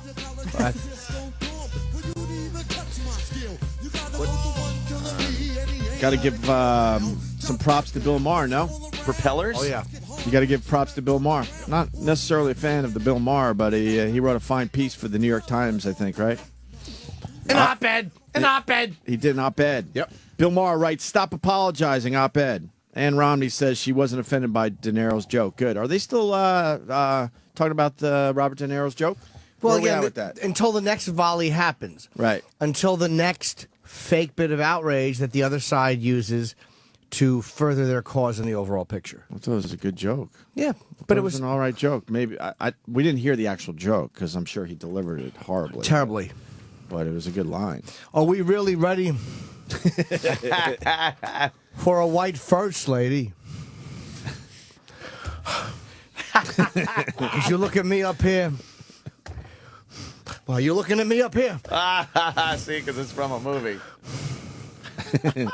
And Romney, Miss Santorum and Gingrich, we're not ready for a white first lady. And then Newt has to say they would all be great fucking first ladies. Because he's a fucking... What an idiot. He's It was a joke, fat you dope. tool. Newt sucks. He takes it seriously. Bill Maher has a simple solution for the easily offended. Stop listening to people they might find offensive. Perfect. Yeah. That's all we want. Exactly. You don't have to listen to this shit. Exactly. Turn off the fucking channel. Turn off the fucking TV. Whatever. Yeah. The comedian HBO host writes in a new op-ed for the New York Times that the media landscape has been hijacked by indignation at every turn, citing a long list of recent political controversies that he thinks have been driven by hypersensitivity, from Rush Limbaugh's attack on Sandra Fluke to Robert De Niro's joke about the white first ladies. We don't have to read this whole thing, obviously, but... when do we get it in our heads that we have the right to never hear anything we don't like? We've been saying this for years. Ant has said it on TV. Of course. You have the right to be what? Offended, right? Offended. Yeah. You have the right to offend. I once said you have the right to be offended, but it shan't be amended. I was talking like rap, like black radio station logo. In the last year, we've been shocked and appalled by the unbelievable insensitivity, of Nike shoes. The Fighting Sue Hank Williams Jr., CeeLo, Ashton Kutcher, Tracy Morgan, Don Imus, Kirk Cameron, Gilbert Gottfried, the Super Bowl halftime show, and the ESPN guys who used the wrong cliche for Jeremy Lin after everyone else used all the others. Who could keep up? There you go. You're 100% right. And it was a good. I read the op-ed. It was good. You liked it, right? Yeah, I mean, I like him as a comic. And a lot of guys don't like him, but he's one of the few comics who has truly suffered. Like, in one sense, he got booted off ABC. He said something that bothered a lot of people, and he lost his show for it. So he is, when all is said and done, one of the guys who did fucking get kicked in the balls for saying something. He understands this shit. Yeah. I don't mind that he called Sarah Palin a cunt at all. I could care less. Yeah. But of course, Greta, who just really stinks. Greta Van Susteren fucking terrible. Stinks. It's like you rode the coattails of a fucking woman who got her throat cut to get to fame. That's pretty much how she made up bones. I don't want to hear about her whole career, That's how her I did whole it thing. too. Wait a minute. Yeah. Well, you actually threw out the glove and knife. But she fucking was on TV every day talking about OJ and the morbid voyeurism attached to that trial. And boy, she didn't seem to have any issue. Helped her career, right? It made her famous. Sure. Bill Maher talking about the De Niro joke. I laughed. I took it for what it was, a joke. Thank you. We take everything so seriously. We have to be so correct. He told Piers Morgan on Wednesday night. In politics, the fastest way to get in trouble is make a joke. To that end, Maher writes that we should have at least one day where people don't ask for an apology about a political statement. So there you go. I have a better idea. Let's have an amnesty from the left and the right on every made-up, fake, totally insecure, and it goes on and on. I think what should happen is the people should just not apologize. Yeah. And these companies, you know. They go away after a while. They don't even... Wired is bond. When we say it the other day, I don't know if we talked about it on the air, but it looks like Rush Limbaugh's skating. Yeah. And that's because everyone just hung in there. Just hang in there. Batten down the hatchets. Batten down the hatchets. Hatches and just, ride it out. And ride it out. Yep. Rush Limbaugh's going to be fine in the end. Thank God. Yeah. Don't like the Rush, but thank God. I want him on the air. Of course. Absolutely want him on the air to say whatever the fuck he wants. Yep. Because that helps us in the end. Exaca-ticka-tackly. Yeah. Exactamundo. It's, but you know what? They don't. They fucking buckle under, and you give these people more power. And then before you know it. But this is a great example with Rush Limbaugh. See? And that was a big controversy. Yeah. And I guarantee you give it another month or two, a lot of those fucking, companies are going to be advertising on the show again. Mm-hmm. They'll come back. They'll just sneak back on. They don't want it to be a headline, but, you'll see. Yep. Absolutely. CNN reporter says the N-word in the context of a story, and it's news. Why? Yeah. Why is it news? Because there's nothing else to talk about. N-person, right. This is how it went down. N-person. So he didn't say the euphemism N-word went like a baby boy. Right. No. At the end of this, Daryl Dedman is laughing with his friends and actually called on a cell phone and, pardon my language, but there's no other way to say this, said, I just ran over that effing nigger. That's what he said. And it was a clear-cut case of pure racial intent murder that took place there. Wow. Good for him. Well. Yep. Good for him. You're the news. Was he actually doing the story, or he was just talking? Just And the having problem, what you couldn't see is he looked at the camera after he said nigger, and he gave a Norman Fell smile. He gave a Mr. Roper smile, and that's how they knew that there's something wrong with this place.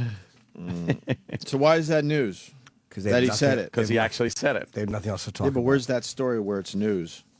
That's how he used it, obviously. But now people have a problem that he actually used the word, I guess. It's on every website today. That clip is on every Is it? every news. Sure. Or It's news. Political website. A man said something. That's what dickheads Americans are. Yeah. What's going on? A man said something. Who? I've never heard of him. Why are we giving away our freedom of speech? We're Crazy. dummies. We're dumb. Why are we doing this? We love it. Why are we doing this And where in are the civil America? libertarians? Where are all these phony civil libertarians? And I'm calling you guys phonies because you're obsessed with airport security. And where the fuck are you on this issue? Where are you? Look, if you choose to just say the N-word, that's fine. But I have no problem with this guy actually saying the word, especially in the context of a news story. My God. If that's what the guy said and he's just quoting it, then it's fine to say it. It's saying N-word all the time just comes off as infantile. So America has no problem just giving away the freedom of speech thing, huh? Yeah. So we weird. love it.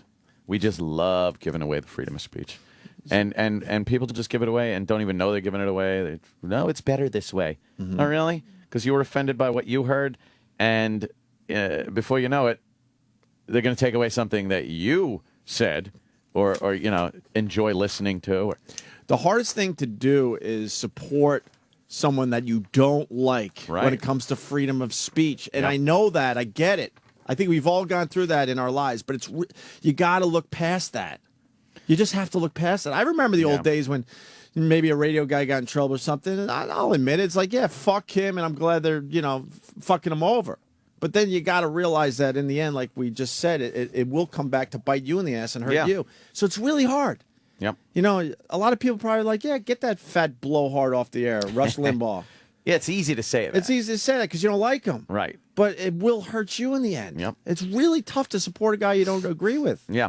But you have to. Yeah, because eventually it's going to come around to something you like. Absolutely. And you'll be like, oh, well, wait a minute. No, I like that. So you can't take it away. Yeah, really? Mm-hmm. Watch. And then you get the diversity people out in L.A. that don't understand that that's the opposite of diversity, silencing other people's views.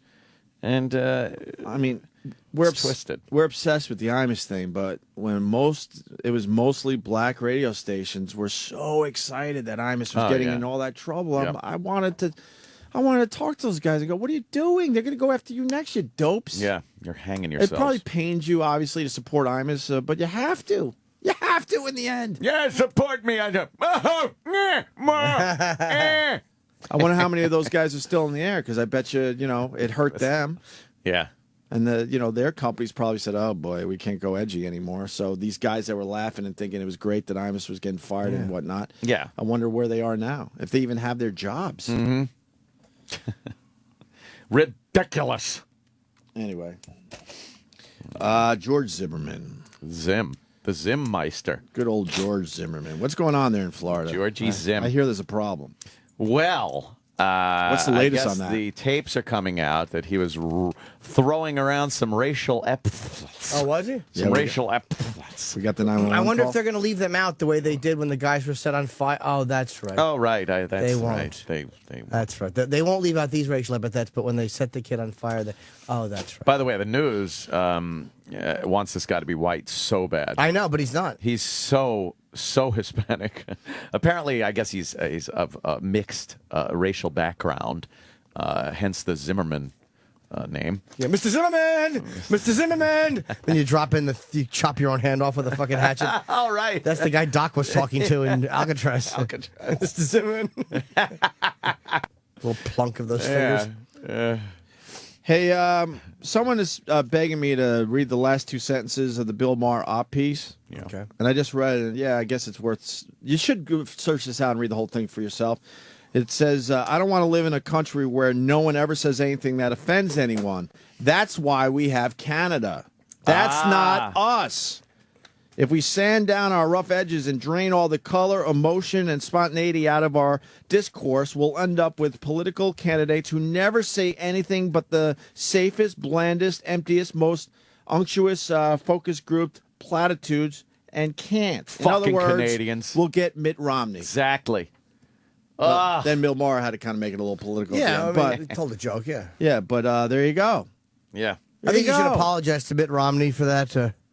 Yeah, he needs to apologize. But he's completely right. Yeah, bravo. But we're just giving it away. No problem. Yeah. The masses are giving it away. This need for this apology thing, this need to tell people you're not allowed to say that, it's insensitive, and then just giving up what amounts to your freedom of speech is I can't fathom how people just want to do that. Most people it doesn't affect. Like the average guy, you're out there, you work in sales or something, or whatever you do, you don't have to deal with it this much, but it's going to come. It comes and creeps in. Like for the mechanics that can't hang up a picture of a girl, it's not even naked, like a calendar, right? Because it's considered sexual harassment. Like, it's the same nonsensical thinking. Mm-hmm. And the sales guy, you say the wrong thing in the office, even if it's a lighthearted. I'm not talking about when you look at a girl and go, "Great tits," right? But if you just make some offhanded light remark, whoa, or for all the people that fucking try to hang a flag in their office and are told you can't because you might offend somebody. Yeah. We're being sanitized. People just don't see how it's creeping into every aspect of your socializing, and your work is being affected by this. Yeah, I think they do realize, but for some weird reason, the minority has really got a lot of power for some reason. Yeah. Unless in our worlds, we just don't run into these fucking goody two shoes. Most of them, when you talk to them one-on-one, I think our audience is annoyed, obviously, and they don't want this shit. But they're not annoyed to do anything, by and large. They don't. If we get thrown off the air, like that one guy said, like the other guy called in, he was honest. Yeah. He's like, yeah, it goes away. Yeah. It is what it is. Where was Rush's audience? Maybe some of them stuck up for him. But he's on 600 stations. Yeah. There wasn't a national outcry. No. Nobody gave a fuck. Well, that's why you got to get involved somehow, I guess, right? Because, yeah, if we do go away, they're going to replace it with something that's pretty fucking lame. Yep. I could guarantee that. But that's where it affects people. Our audience would care, but they wouldn't care that much. I don't ever overrate myself. No. No, I think you're right. Because to most of the audience, it's like, all right, they're on. It's kind of, I enjoy it, but it's not anything I'd work for. But when it affects them, they care. Yeah. Like when the guy who works in the auto dealership, where he's on the fucking production line, tells a bit of an off-color joke, and somebody overhears it and goes to a supervisor, and he's accused of being a racist, then he fucking cares. And he's like, what the fuck? But it's like, you dumbbell, this ball has been rolling downhill for a long time, and you just stood there and watched because you didn't think it affected you. Yeah. Good question coming in. Jeff in Pennsylvania. Go ahead, Jeff. Hey, Ope, how are you? Hey, what's up? Hey, you're a student of radio. I mean, when did the actual downturn of radio begin? I mean, we all listen to Stern, most of you guys for years. I mean, when did it actually start happening? Well, when I first started radio, which was a long time ago, sales were looked at as a fucking joke. It was like, shut up, don't tell us how to program. Right. And then somewhere along the line, the sales manager became as powerful as the program director. Yeah. So, and that happened really slowly. So then they had a voice in what the programming was all about. And then the Imus situation just threw it completely over the fucking top. And then the FCC raising the individual fines really killed everything. Janet Jackson hurt, even though that wasn't radio, because the FCC, like Hope said, raised the fines. Right. I mean, it was happening slowly, but then the catalyst was absolutely the Super Bowl thing with Janet Jackson and the Imus thing. And when did they up the fines at the FCC? That was for Janet Jackson. So that it went from what, 35 to $350 per offense. So there's your answer. When you're being threatened with a $35,000 fine, most radio companies would fucking laugh at that. And you kind of like behind the scenes, they go, look, we're going to fucking pay that, no problem, because we're making so much more money. And you guys, the ratings, it's what did they say? It was the price of doing business. Cost of doing business. And then they made it into $350,000 per occurrence. Per occurrence. No radio company could handle that. Per occurrence per station. So if you go out, if you say something, if you slip and say fuck or twat or whatever was an offense, and it goes out over 12 stations, that's fucking $3.5 million plus two more. That's like $4.2 million. I hope that answers your question. But when they raised the FCC fines, fucking game over, man. No one was willing to take that risk. When Howard was doing his shit, and we certainly got in our trouble, they laughed at it behind the scenes. Now, has anybody actually paid that fine since it was elevated? That's a good question. Any station? No, because they fucking shut everyone down immediately. But still, you'd think they'd be fine. Somebody. The FCC commissioners doing that, or is that the president at the time who basically, obviously is overseeing the FCC? Well, that's a good question. How does the fine? It comes from the fucking commissioners, but it shit rolls downhill. Right. And what is the tone of the administration? Right. Is kind of, it's almost like when Obama's in office, you don't see as much anti-porn crusading. You see some, but not as much, because that's not the tone. Yeah. And this is more... Unfortunately. Yeah, well, please, your lips to God's ears. Porno. The tone of the administration, I think, sets the tone of the FCC at the time. And Jimmy's right. I think the Janet Jackson had a lot to do with it, because we had a 2-year period, 2 years, 3 months, where we weren't... No, even longer, because we had to go back to satellite for a little bit. So we were off regular radio probably a total of 3 years, and when we got back there, we saw a major fucking difference. And that had to be because of the Janet Jackson thing. Yeah. It had to be. The language was all fucked up. Everyone got all scared. They were all scared. Yeah. So and the same things that allowed people to get paid so much money from syndication also hurt it. Because I still do shows on the road, dude, where I'm doing like a one-market show, And they're like worried about profanity, but they're not paranoid about every single thing you say. I'm like, you could say this? Like, I'm overcautious. Right. Yeah. It's the syndicated shows who have a lot more to lose because there's a lot more eyes on them. Then something was told to me and Ann a long time ago. Like, you suck. Yeah, you suck. Get out of the business. Don't hire that fucking third wheel. There's something to be said about being under the radar. I'm sure there's radio shows out there that are under the radar, so they're getting away with a little more. And then someone went to us one day and said, consider yourself lucky that you're still under the radar, and that's why you're getting away with some of the shit you are. Well, as soon as you get on that fucking radar, forget it. That's a whole different ballgame, too. The lawyers want to meet with you. Yeah. So, does that sort of answer your question? Oh, absolutely. Yeah, there's a bunch of moving parts there, obviously.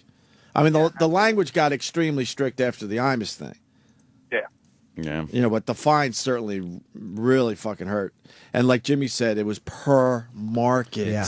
So if you're a syndicated show in 20 fucking cities, that's 350,000 times 20. That's how the FCC looked at it.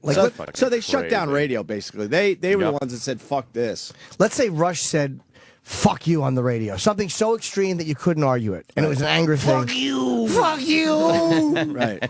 He's got 600 stations. I'm sorry. That's okay. I was going to say, how long until that hits you guys on XM, that extreme mentality? I know you're already getting shit, but how long until the extremity of that? Dude, we used to do edgier stuff on regular radio, so it's already affected us. Thank God we've been able to adjust.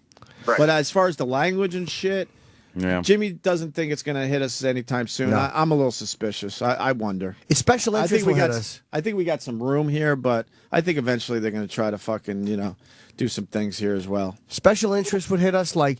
Yeah, not the company itself, but special interests and all that. Would come after, would try to silence offensive things. But as far as FCC and fines, it has not hit HBO. It has not hit Showtime. Right. And regular, no one is trying to fine any cable. They self-police for the advertisers, but I don't think that will happen. It's just a pay service is really hard to touch. But the company itself has shut down a shitload of our material. Right. Oh, yeah. Which you could absolutely still do. But for whatever reason, we just lose the argument every time. I like the fact that some of the basic cable channels, like FX and stuff like that, aren't paying as much attention to what the advertisers might be upset about, because they never used to even curse on there. Now you're hearing shit, and it's not like, they're cursing. It just adds a realism to its show when, you got cops actually talking and cursing, using real language, Right. And real circumstances and things like that. It's not as phony. Because things like HBO and Showtime became so far and away better, and more realistic dramas than what was on TV began to look cartoonish and fucking soap opera-ish and childish.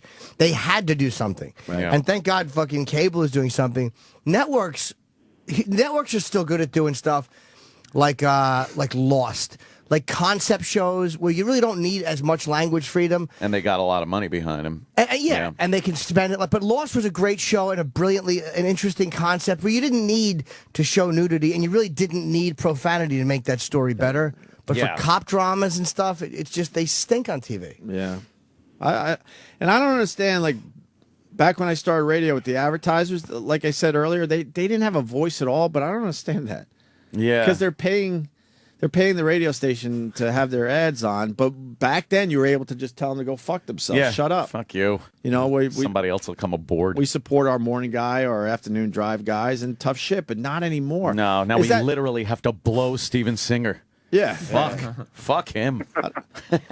I wonder if that's because the corporate umbrella, like, it's not just that one product That's or that exactly one what company. it is. It's also owned by the bigger company that owns all this, so all this could be affected. It's like, aren't we a radio company? Yes, but we also sell detergent, and the housewives buy our detergent. Yeah. And it's like, how are you in the detergent radio business? They just didn't have a voice back then, which I guess, looking back, I find a little strange. When you actually saw the owner of the station, like, would come in to the station, and it was like, oh, okay, that's the guy that really makes the decisions, and if he enjoys what's on the air and knows it's doing well, he'll tell the sponsor to go fuck off, or he'll tell, an interest group to fuck off. But now it's like, like we always goof about. There's no one's accountable or responsible. You ask one of these guys who said that or who made that decision or where did that come from. Well, it's a conglomerate of people upstairs. It's like this mysterious fucking room where there's some kind of Star Trek alien fog that makes the decision. We have an upstairs here. Yeah. I don't know what goes on up there. I don't either. I don't want to know what Let's goes bang on on the up there. ceiling with a broom. It's better that way. Get their attention. I'll tell you this much. At the end of our WNEW run, all we had to worry about on the radio was following FCC regulations for the most part. It started creeping in right at the end there, but just a little, but we could handle it. Yeah. You know? Yep. And then when we got back to radio, it's like, whoa, what? We have to worry about all this other shit? What happened to just worrying about the FCC rules? Yeah. And that's then where it got confusing. It just became something totally different where the radio station went further than the FCC rules. Right. And that what? For what? Why? And I blame the lawyers they hired. Yeah. That's it. The lawyers were supposed to keep everyone safe and make sure they didn't get an FCC fine. So why did we weren't allowed to say boobies on the radio anymore, or we weren't allowed to actually have a fart on the radio anymore? Oh God, that's right. We weren't even allowed that? to fart on the radio God. anymore, and that had nothing to do with the FCC. That's scatological humor. They were bodily fluids and fucking scatological. We were never going to get a fine for farting on the radio, No. but these lawyers insisted that we had to follow this shit. It was just mind-boggling. A fucking joke, isn't it? So I guess I hope that answers some of that shit, Jeff. It's still a very gray area. Yeah. We could have Thanks for said taking my call. We could have said something today. We have no idea. Yeah. That could be the front page on a bunch of these blogs, and we could be in deep trouble. Like the homeless Charlie thing. We didn't think that shit was going to be nothing. No. Why would you? Well, it It's a shouldn't homeless have been guy. nothing. Right. And if Elo did defend us completely, we never should have gotten any trouble for that. No, that was, at all. That was at the all. fucking douchebag that was in charge. And they're still afraid of that clip. Yeah. Gives a fuck. I know. Yeah, right? we want to just replay it. It's funny. I listened to it recently. I encourage you to search it out. It's funny. I howl every time I hear it. Yeah, that Bush bitch. He's just fucking angry. It's such a goof. It's like, homeless come on. dude. Come on, take it in the fucking spirit it was delivered. We were excited. We thought we found a new character. Yeah, We should certainly have. did. And we haven't seen him since, so I'm convinced the government might have taken him out. Yeah. We've never seen him again. Yeah, I heard a black van pulled up and they threw him in. That was it. Screeched away, and that was it. Oh, my God. I would love to know what happened to him. Experimented on I him. would love to know. Cut out his brain, you bloody baboons. He was a homeless guy that was a huge fan of the show. And funny, man. And funny. How could he be a fan of the show and homeless? Because he was on K-Rock, he would listen back then. He had regular radio. He had a radio? Yeah, Walked around with like his an old fucking radio. Yeah. Or something. Boom, boom, boom, Yeah, I know box. who you are, man. He was really a funny guy. His delivery was Bill great. Burr was in studio that day. I heard that Was recently. he? Yeah, I've heard it recently. I haven't heard it in a while. Hey, the motherfucking Jews, he was killing everybody. Everybody he was bashing. Yeah. It's fantastic. We were stupid, I guess, because we just assumed, look, Were? the guy's a lunatic. Yeah. And who's going to, take this seriously? Well, it was during the These merger. asshole blogs. Fuck. That's him? Yeah, Oh, is that him? I think so. Wait, Troy found him? Troy took a picture. He's around all the time. I see him every day almost. But Troy took a picture of this homeless Where do you guy. see him? He's around here.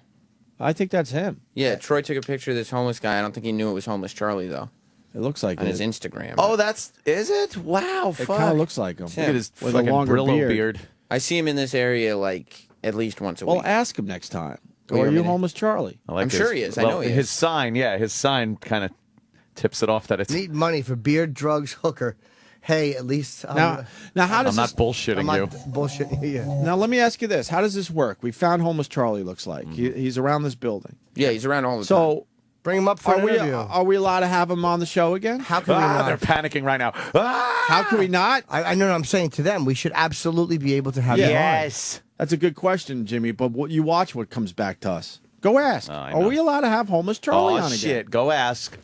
Come on. We found the guy. Chop, chop, Sam. Chop, chop. We think he could help the radio show. He's a funny guy. Are we allowed? He runs like a fucking cartoon character. Yeah. His weird. feet are sticking out. Clown He's shoes. so. What is it called? It's not pigeon-toed. It's the Untalented? opposite. Oh. What is he called? Are you trying to say he needed those bars? That bar when he was growing up? Yeah, he needed that thing where they strap your feet together and you got to crawl around. I think my poor brother had that. Really? Yeah. Just slap a snowboard on it. I know. He'll look cool. He just snowboards everywhere, even in the summer. Oh, what a great idea. Just put wheels on a snowboard. You're good.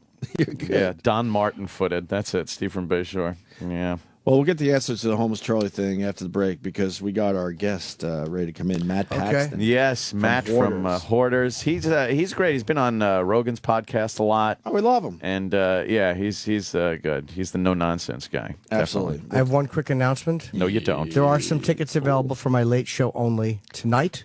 Tickets. The other 3 are sold out. Oh, nice. Well, next week at Caroline's is selling very well. Of course it is. Sam's back. That's why they should get their tickets immediately. It's going to be people are going to be disappointed when they realize they can't get tickets. Sam?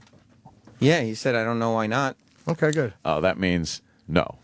That means No, he said- I don't know why not means we'll check and they'll say no. Of course. Wait, I mean, maybe they won't even.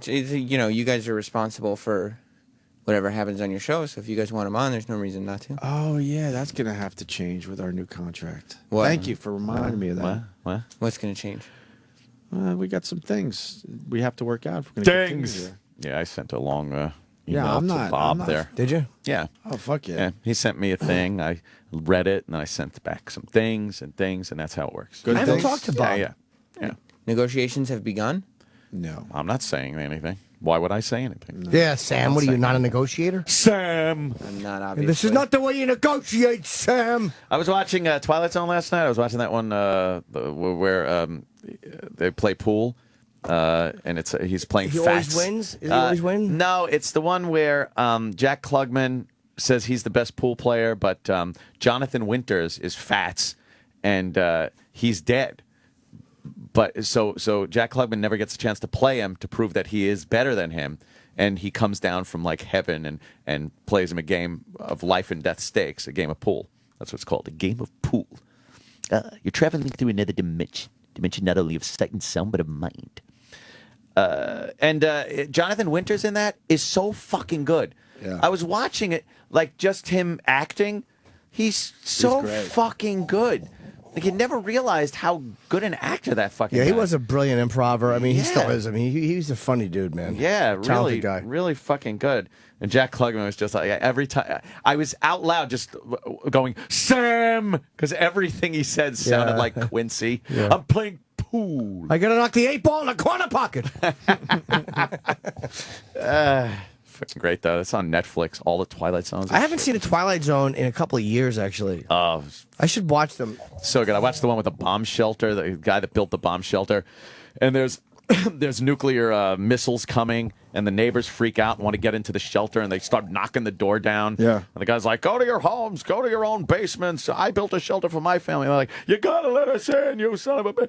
And then there was one guy that's like, I guess he's supposed to be Spanish or something. And they were all friendly neighbors at one point. And then the one guy goes, "We don't want to hear from you or your kind." Oh, wow. And he punches him in the face. Wow. And then right when they bash the door down, an announcement comes that it was just satellites. There's nothing to worry about. And they're like, sorry. Like fucking, it turns out, that the Rod Serling twist is that people panicking were a lot more detrimental to society than the actual, threat of nuclear disaster. Serling was great. Well, where do you think the writing came from? Rod Serling. No, I know that, but I mean, was it pod influenced? No, I think Rod Serling. I think it was a lot to do with the time. He did a lot of shit on the Cold War, nuclear threat. I know, I understand where the subjects came from, but the writing is so unique for the time. Yeah, he was. You think there was some pot or drugs involved? It wasn't just him. He had other writers for some of the episodes and stuff. And I have a feeling they would sit around and get baked and fucking start writing. How did he have time to fucking put any pot smoke in him when he was constantly smoking cigarettes? It's True. like, hey, Rod, we need you for 2 minutes to do the intro to the fucking show. Could you just put the cigarette out for 2 minutes? But he was always standing there, with pitiful portrait of a poor man, and he's got the cigarette burning constantly. What? You got to think out of the box. Yeah. He was smoking marijuana. You think? Oh, yeah. Making his own marijuana cigarettes. Do you know that motherfucker was like 35 during those? Wow. and he died at 50 years old because he just smoked. What? How many of them were there? Like, I mean, like, was it a 5-year run or 3-year run? I think it was 5 seasons. Yeah, like 5 seasons. But they had a lot of episodes each year. Oh, yeah, right? yeah. A lot more than we have today. A lot of episodes. Maybe he was smoking pot. Maybe And that was the he way was. he was able to smoke his pot, make believe it was cigarettes. Smoke his The writing was just way too unique. Yeah, it was really because really they cool. weren't doing anything those twists. near that with other shows back then, No. right? Alfred Hitchcock kind of Little Hitchcock. He was more like mystery, intrigue, and Twilight Zone was more that kind of weirdness That's and what I'm thriller saying. and space shit. It never came out that he was on drugs or smoked pot. Or none of that shit, huh? He was just a brilliant writer. Can you tell him not letting this go? No, I know. Yeah, 1975. Maybe he was just brilliant and didn't need anything. What, he died of cancer? Yeah, the would big assume. casino. The big casino. All right, we're babbling, and we got to get Matt in here. Oh, is he here? Oh, yeah. Matt Yes. Paxton next from Hoarders. Stay there. You're listening to the Opie and Anthony Show. The Opie and Anthony Show. Sirius XM. On an all-new Hoarders, a Long Island mansion on the brink of quarantine, and one Italian millionaire who can't let go. I have 7 or 14 disabilities. Anthony used to have a life until hoarding took over his existence. This is my stuff. I'm a collector. I'm not a hoarder. What do you want me to do? You're saying that me? I am not a good parent? Dr. Robin tries to bring Anthony back and help him cope with the reality of the situation. Anthony, your gun closet. Do you see what's on your gun closet? There's roaches everywhere. This isn't good for you, Anthony. How do you even store food in this environment? The refrigerator has roaches all inside it. It doesn't work. These conditions, they're not livable. How could you have let it get this bad? I've Epstein-Barr. That young girlfriend of yours moved out. Danny doesn't even come over anymore. Oh, they didn't care. No. Oh my God, what's that? Doctor, we found a skeleton. Is that And then my dog died in it. There's roaches in the movie theater, a karaoke stage filled with rats, raccoons crawling over child pornography. It's like a carnival of garbage. All on the next Hoarders. Sirius XM. You're listening to Opie and Anthony.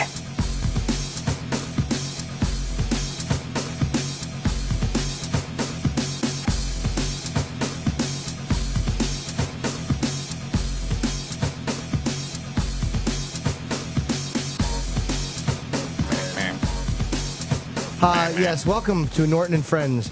Well, My Greg and Tony are sitting in today. Hello, Matt. How are you? Yes, What's Matt. going on? Matt Paxton from Hoarders. Look at that, guys. Freaking Matt. He's right here now. Look at you. How you doing, man? I'm good, man. Thanks for having me. Hey, how does thanks my for little coming. area look? It's a little messy. It's a little messy. Well, we need a professional organizer to come in and. I clean up shit. I don't clean up papers. No. You. I don't know how you do your job. Well, I mean, I'm kind of stuck. Now it's my thing. I mean, I kind of have to. Even if I don't like it, I'm in. It's I'm all in. become your thing. Like, Yeah. you're the guy that will climb on top of a mountain of literally shit. Yeah. And be like, well, I don't know. You got your respirator on. You're like, I don't know what the fuck. This is shit. I'm climbing on it. It's astounding what the situations you get. I love it. And I mean, the best one for me was that lady that literally about 5 pounds of Oh, shit. yeah. I was talking to her, literally. I mean, Yeah. just a pile of her diapers. And I was saying, so what? I mean, I was just sitting there. I was like, so what's going on? Like, what I get now, it's easy to shit in the corner. But the first time, what made you do it?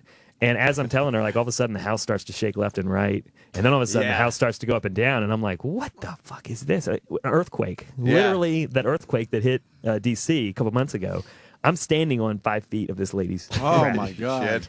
And then there's a 300-pound camera guy right behind me standing in the tub. And I realized, I was like, I'm going to go through the floor. Yeah. This lady's shit is going to land on top of me. And then the fat camera guy is going to land on top of me Fall and on kill top me. of you. Oh, wow. And I just freaked. And I mean, we started running. I just said to the lady, I said, that's the worst way to die Yeah. under your shit. I was like, I don't You guys wanna got die. video of this? Oh, yeah. It was on, it was on the show. It was on Hoarders. See, I yeah. can't watch the show. It hits Why? too close to home with the Does fucking it? mental illness bullshit. How annoyed do you I know get it's a them? great show, and I do take a peek. but- Fantastic. you I get annoyed? can't Our stop. super fan. I am a super fan of He Hoarders. loves it. I love tweeting during the episodes. You're my Monday night now, man. I always see what you're tweeting It's during the show. fantastic. So why It's don't you get just- Ant to be part of the show? Oh, he would destroy the show. That's the last person I would let on the He show. hoards hatred. Have him do a ride along. Will you do a ride along to one of these? Come doing in the city. We're doing the city. You can come clean one with us. Sure. I like I would being go. safely in front of my television and watching you guys do it. Because Could you invite us? Yeah, you come to a private one, just not a TV one. Yeah. Oh, you do private ones? Yeah, my business clutter cleaner. We do all. We do them all stupid over the me! I state. just thought you were a TV star and you didn't actually have to. He actually does this. I do this for. Look, I was doing this for $12 an hour when I started, and just I mean, I didn't know anything Braggart. about TV. I was living on a buddy's couch. Really? Making Wow. money. Yeah. How annoyed are you at some of these people? Like not the ones who are like, look, it's time to clean up here, but the ones that just resist it and the selfishness. It's. I forget that it's a disease sometimes. I mean, you get really, especially when they're Is like it? screaming it. It is. It really is. I swear to God, it is. When they We argue that point with what's her It name all is, the but time. there's I also know. a self-centeredness Yeah, that but to has a to be point. addressed. Well, there is. I mean, you get some. You Well, I had a guy. self-awareness. There was a guy named Randy from Wildwood, New Jersey. He was called Randy Land. This guy had the most amazing collection. You do watch that? This guy had over 100,000 antique pinball machines. Like it's the most amazing. 100,000 machines? He bought a bunch of old Dwayne Reeds and filled them. He made a pinball museum. Like it's amazing. He's got a whole block in Wildwood, which is easy to do these days. Really? But, I mean, it was fascinating. But he had a disorder, but he's also an asshole. Like that, and that is separate. That has nothing to do with the disease. And he was, we were yelling at each other and we had it out. And Andy didn't air that part, but I finally just said, look, man, you can be. You can have a mental disorder, but right now you're just an asshole, and there's no excuse for that. And I lost it on that guy. Why do you want It's how you bring it in. You bring it in this way, But sideways. it's all part of the solution. Do they You want have to go throw out through the it. pinball machines or no? If it's No, he just didn't. He thought he knew everything. He was the smartest man in the world, and no matter what I did to help him, he was not interested. Well, why do they need help? That sounds more like a collection than a mental illness issue. Well, he's lost everything in his life. He has no family. He has no friends. Because of dumb pinball machines? He's an asshole. Yeah. That's why. He's an asshole. Yeah. Was it, is it a legitimate museum, the pinball machines? Yeah, or it's no? fat. I mean, it's the most amazing place I've ever been. It's. I mean, I always say. I mean, I still talk to him all the time now, and he's become a really good friend actually. And he. I mean, I'm like, the world needs to see this. It's such an amazing thing. Oh, it's not open to the public? No, it's a museum, but it's only open for himself because no one else is worthy of seeing this museum. Oh my God, he's such an asshole. He can't help it. Yeah. So that's when I was like, wait a minute, you built a museum for one person. He's like, Yeah, yes. just I for lost him. everything to get to that point. Everything. I'm sorry. Is it set up well? Like, could it actually be open for the public? I don't know if you could get insurance because it's so tight. I mean, you couldn't be 7 foot. 7 foot guy couldn't walk through there. Yeah. But it's better than museum quality. It's amazing. He's got this one area where he has 100 skee-ball machines lined up, and then behind it he has the old shooter pinball games. And the old antique where you have the bat and hit the baseball. Yeah. Oh, right. There's a whole line of them. There's a whole line. You hit them in the upper deck. Yep, He has a whole line of them. Wow. Yeah. But he had his one thing where he claps, and one pinball machine comes on, and then once you roll the ball, as soon as it goes into one of the holes, then they all go on a half-second timer. It goes, and it goes all as far as you can see, all the way down the wall. I mean, he set it up. That's pretty wild. It's yeah. amazing. I mean, I'm sure it took him 10 years to put this thing together by himself. Couldn't he no get one more to mo- see. if he charged people to come see it? They don't care about He's money. afraid of breaking. He's afraid they're going to break things. Yes. Or they're going to scuff it or make it not perfect. Yeah. But he can get more money to buy more shit. Yeah, but he doesn't care. It's never about the money. No. It's all about that's what. I mean, that's he could make fucked up. millions. He could make millions. How many Dwayne Reeds does he have full of? How many Dwayne Reeds? 2, and then he has like 30 more 18-wheelers full. 30 18-wheelers. Of pinball And I never even machines. got to see those. Wow. Where are they? Yeah, I don't know. Somewhere in New That's Jersey. insane. Was he rich? I think it has to be. Has I mean, to to be, have yeah, I don't know. yeah. I didn't. Wait, but how did I he never look- talk money with these guys because it's very offensive. To If them. he's rich, how did he lose his family through this whole thing? I don't know. They just disappear. They They disappear probably one by had it one. with him. They get tired of his hands They making get flipper frustrated. motions. They get really frustrated. They get super frustrated. I want to see this Yeah. place. I want to see You this got a place, key? too. You got a key? I to wanna this see this place? place. He will absolutely. If I'll do I'm going to do a podcast there. Just come drive up with me. It's amazing. Oh, Yeah, I'd love to see He- that. that would be it's fucking cool. fascinating to walk through. And once you walk through it, you're so blown away. And now you're so emotional to it that you're like, I want the world to see this. Like Yeah. you really want to get involved in it. And he's like, nah, I'm Is good. it dirty or smelly or no? It's a little smelly. Yeah. A little musty? Yeah, it's a little smelly. It's a bit stinky, yeah. I couldn't find the bathroom in there. Could So here's the thing. This is what I'll throw for you. So, like, you're going through, you're in love with it. Remember the Zoltar from that movie Big? Oh, yeah. Yeah. Yeah, he's got 3 of those sitting in the corner. 3 of those things. There's only like 5 of them in the world. He's got 3 of them. Really? It's only 5 of them? Yeah, yeah. And it's in perfect working condition. He's got 3. Wow, man. Doesn't matter. He's got people that want to, pay him a lot of money for him. He's he not could interested. off those for huge But money. then you walk around the corner, and I'll be like, that's interesting. And it was one of those old, the hockey bubble games. Sure. Filled with his own hair. It was all hair he'd have his entire life. He'd saved all of his hair. Crazy. I love this guy. So, like, you think that you're, like, this guy is actually, we're crazy, and this guy is brilliant. Like, he gets it, and it really starts to mess with you because you're like, we're the crazy ones. And then you see every piece of hair he's ever had his entire life. Wow. How did he make his money? No. I don't know. I think he fixes the. No, you said you're good friends with him. Yeah, I don't ask about money. He doesn't ask Never money, ask about though. money because he'll totally cut Maybe me it's off. old money. Maybe you got I think inheritance. Yeah, or I don't know. something? I think you inherit that. I don't know Wow, this guy sounds fascinating. Yeah, he's Was he- fascinating individual. Was he featured on Hoarders? Yeah, we did a half hour with him. You remember seeing this guy? Do they show the pinball machines? Yeah. Oh my God, that's all you can see. They were trying to move him in. He into actually the lived place and- inside an old pinball machine. Well, what's the one you roll the balls into the skee ball? Yeah, like he lived underneath it because he liked to feel like he was one with the machine. Come on, sort of guy. Just Yeah. like. What a But great for me, job. I have to separate myself and say, okay, that's not crazy because I hate that word. I was like, it's not. It might be very intense. But I Yeah. try not to use the crazy and just say, all right, this is a totally different view, and I have to just get myself into that view and see what's. It's going on. hard not to use the word crazy, though. It's hard very not difficult. to. It's very difficult. And when you say you kind of forget sometimes that it's a disease, what reminds me when I'm watching the show is the fact that it's like textbook. All these people have these similar things that come Something up. happened. It's like every time. It's always something happened. It's always these people are so combative, and they want to keep their family and friends, and they say that it's the most important thing to them. Yet they don't want to get rid of things, and they're like, they know they're going to lose the house, they're going to lose everything, but they won't throw away a little fucking Hummel. I've literally sat there. I've literally sat there and said, okay, you can have your child who's sitting on the couch, right, or that pile of shit over there. Yeah, which would you like me to take away? Yeah. And they can't make the decision. They can't Do decide. it. And when you realize they're going to lose their kids and they still can't help it, then you're like, man, this is really deep. This is serious. The ones that get me the most angry, and I'm sure you've seen from my tweets. I love your tweets are my Monday night now, man. It's hilarious. I love it because I get so wound up. The thing that gets me the most are the people that have no appreciation for what you guys are doing for them, what their family's doing for them. These guys that come there, and I can only imagine because, look, everybody that comes there isn't a health professional. There are guys that just move garbage. Yeah, we got 1-800 got junk guys that are making, I don't know, $10 an hour. And they have to look and go, I want to fucking punch this person in the face because they're yelling at them like, you threw this away. I didn't get to look first.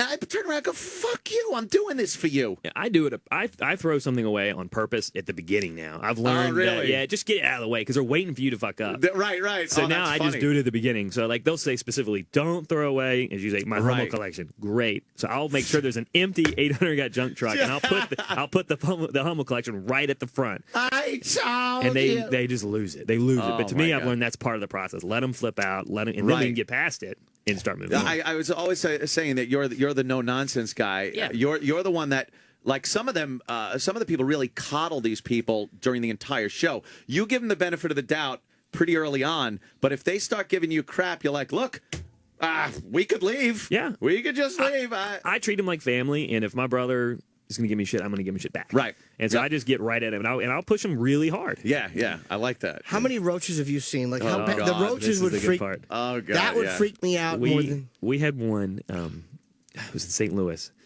And there were so many roaches. The bug guy was like, "I'm out. I can't do this." Yeah. Like the exterminator. Wow. And it was about 3 feet of cobwebs at the top of the house. And what happened is the roaches would crawl up, and they would get up into the cobwebs, and then they would lose their footing and they'd fall down on you. Holy shit. So the house was raining cockroaches. Wow. And it was so bad. I mean, millions of cockroaches. And it was so bad, we had to tell the junk guys to tape up their assholes so that the cockroaches wouldn't crawl up their ass. Up their ass? Did they tape their shoes? Yeah, we taped the ankles. Were they on We you, the taped roaches? sleeves. No, they would just cover you. We had to put cotton balls in your ear. So wait a minute. Did somebody live Because like you didn't that? want them going. You had a front mass, so it was you had to have every orifice covered. Somebody lived like that? Yeah, they had a kid living in there. 10-year-old kid living man. Can I see, Sam? Look this up online. I And wanna what, see this. cockroaches will go up your asshole? Yeah, they'll go anywhere they can get in. They don't know. And then what happens? They don't know the I don't- social I don't implications know. of that. Yeah, I mean, that one with the earthquake, the lady had so many fleas that I was realizing, I was like, I don't want a flea that's been sitting in your shit. Coming and sitting on my head. Yeah. So we were full. Everyone had Do you full have hazmat bio outfits? Like, yeah, in would that you need house to I plug? Would you need to plug up a hole if it was a hazmat outfit? If you're sealed at all four corners, you're fine. The neck is always the place, the entry you have to be worried about. They can zip it up though, right? I duct tape everything. I double duct tape everything. Because you figure if they can fucking stop bees from getting in there, and like beekeepers, they zip. Yeah, but a bee's big. Yeah, those little fleas will be anywhere, man. Covered in someone else's shit. I love when when you need a complete respirator and everything, not just a paper mask, a respirator, and they're trying to have like this sensitive conversation with the person, and all you hear is like.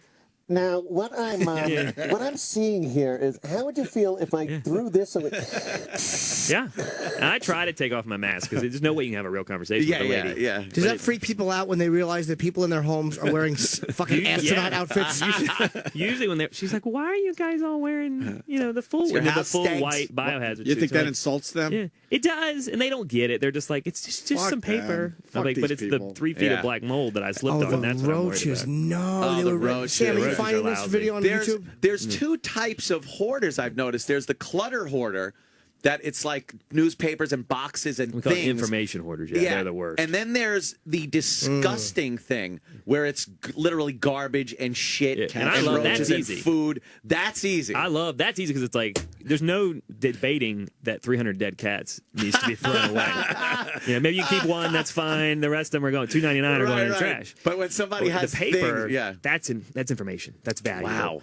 And so it's really hard. And they're to get always them to dumb. understand. That's the amazing thing. It's like you have all this news in front of you, and you don't know what an answer You'd be is. shocked. You didn't learn I've had anything. 3 this year that I found out they were contestants on Jeopardy. Wow. And they're hoarders. And they're hoarders. They were contestants. Because I now know what the picture looks like. When you're a contestant on Jeopardy, they give you a little Jeopardy box with a picture of you and Alex Trebek. I found it 3 times now. Oh, the cockroaches don't look that bad. Oh, come on. That's Sam, turn disgusting. Come on. This Oh, is isn't that the that clip? bad. Oh, God, Where's the clip, Sam? What about cockroaches? Why Bad. are you hoarding clips? Oh, shit. Way to bring it home, Jim. Mike the Marine in Waiting River wants to know about the vibrators under the bed. We've had a lot. I mean, every house.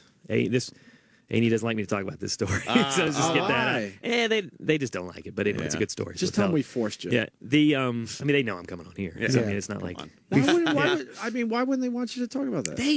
I think the network just likes to keep things. They like to keep it on the up and up. Up and up, there's 300 dead cats in the house, and you can't talk about the vibrators. Wait, was she We hoarding found out vibrators? Every hoarder has a massive collection of dildos. It's fascinating. Fascinating. Excuse me. Someone wrote in and told me they're not dildos, they're vibrators, which I didn't know the difference. I mean, in the vibrator never matches the hoarder. Like you look at them and you're like, I wouldn't think that they would have 600, vibrating dildos under the bed, and they'll use them, they'll burn them out.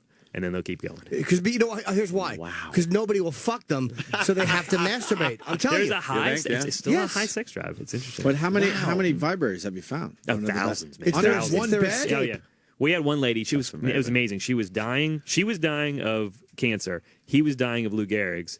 The family called us in just to clean, so the family could come and say goodbye to these 2 people. Whoa. Right. So we're cleaning the house, and it was pretty messy. A lot of mold, a lot of bugs. About 4 foot high. Just. What kind of bugs? Roaches? Roaches and, mice, rats, everything.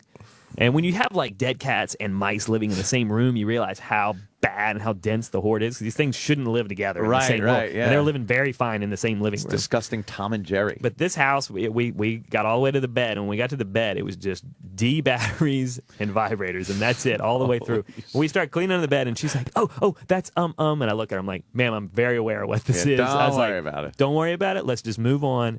And then she just out of nowhere, she goes, we met at a swingers club, and we were swingers. And I was Holy like, shit. Okay. That's great. That's cool. And I guess she had never told anybody. Yeah. And she just, screamed it out, and then we just laughed the whole way. But it was fat. Wow. Literally, it was 2 trucks full of dildos. Yeah, so it was probably a couple thousand. That's hilarious. And I don't think you can use, even you couldn't use 1,000 dildos. Probably not. I could shove a bunch in my ass, but not 1,000. Well, I want to take this phone call from Fred in Morristown. Fred, we got Matt Paxton from Hoarders in studio. What's up, buddy? Yo, what's up, boys? How you guys doing? Hey, there was an episode where you guys were finding all sorts of food items like dry pantry shit. Yeah. And there was an episode where there was a jar with like black Yes, I did that one. moldy balls or some shit, and then she eats it. I did it. God. Yeah, that was supposedly it was in the refrigerator for 20 years. Or 20 something? years, and she that lady was brilliant, by the way. Her name's Lisa, and What do you mean she was brilliant? Very smart. She was she'd worked for the UN. She was a translator for the UN. So Wait, she was a what very smart moldy lady. balls were in the fridge? She liked to make food, and she had this old jar God, full of that's some type of spicy food. She said, and I was trying to push her to say, well, clearly this isn't safe, and I was trying to go on the safe side, trying to reason with her. And I saw it in her eyes. I mean, it was a fuck you look. She's like, I'm going to show you. And she pulled the thing out and she goes, this is wonderful. And I think it was a date. I think it was a 20-year-old date that had like petrified. And she just goes, she just chews on it, right? Just to show me that I'm wrong. Holy shit. And it was just this black tar that just kept sticking to her teeth. And I lost it. I was Did like, she I spit it can't out do or swallow it? No, she swallowed it. Did she get sick? Wow. Yeah. No, she's fine. I got sick. I went outside. It is amazing with the stuff they'll eat and But for me, having the fridge. the key on that one was then I realized she was my buddy now. She was trying to gross me out, and she did it on purpose. And I knew at that moment, I'm in. I can now get this lady some help. Because for her, she was trying to one-up me. And she hadn't had a friend in 10 years. Wow. And she was having a blast with that. She was just waiting for someone to come in so she could pull that gag. She's probably sitting on They're that probably for 10 years. She's probably brand new dates. She's put it in an old jar. Oh, it's disgusting. Rotten food, my God. Food is tough, man. Food is really tough. The house, the smell, that's another thing. I can't imagine what these places smell like. I mean, I've smelled I found a dead body. I've smelled everything. Jeez. And food is always the worst. Yeah. Chicken bones, like 10-year-old chicken bones, like they sweat. And those are really bad. Like I'll throw up every time I get the chicken bones. Oh God! What does it smell like? It's like a orange shit, like it's citrusy and poop at the same time. It's man, it's really nasty. I mean, it's like an open asshole. It's been open for a while. Yeah, you know what I'm talking about. Do you find the clip, Sam? Disgusting. Just disgusting. Let the record state he looked at Jim Norton. No. I want to see the St. Listen Louis. every day, guys. Remember The St. Louis roaches. The only big roach clip coming up is from the other show. We don't acknowledge I that. never watched it. Did they show that one We'll in talk St. about Louis or tomorrow, no? though, when you're gone, but Yeah. not while you're here. The website only shows like last week's episode. Yeah. Can't we go on YouTube and look for it? I'll fucking bite your He's teeth. been hustling. Matt, I like asking you every time you're in here, what's the worst one? Is it the same as the last time, or you got a new worst one? it's new every week. I mean, this one, the last month or so, we did a mouse one that it was just 5 feet high, straight of newspaper the whole way through.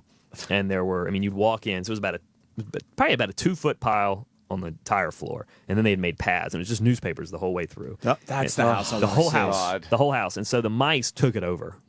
And our exterminator came in. He was like, "Dude, there's nothing we can do. You have to burn. This is a colony. Like you have to burn this house." A colony of mice. Colony of mice. There was nothing. He's like, "I can't get rid of these. It's impossible." How many mice? We filled Did they 250. estimate? We filled 255-gallon. Like big metal trash cans, just one at a time, just like picking boogers. Or just How were you killing them? We actually just lit it on fire. There's no other way to get rid of it.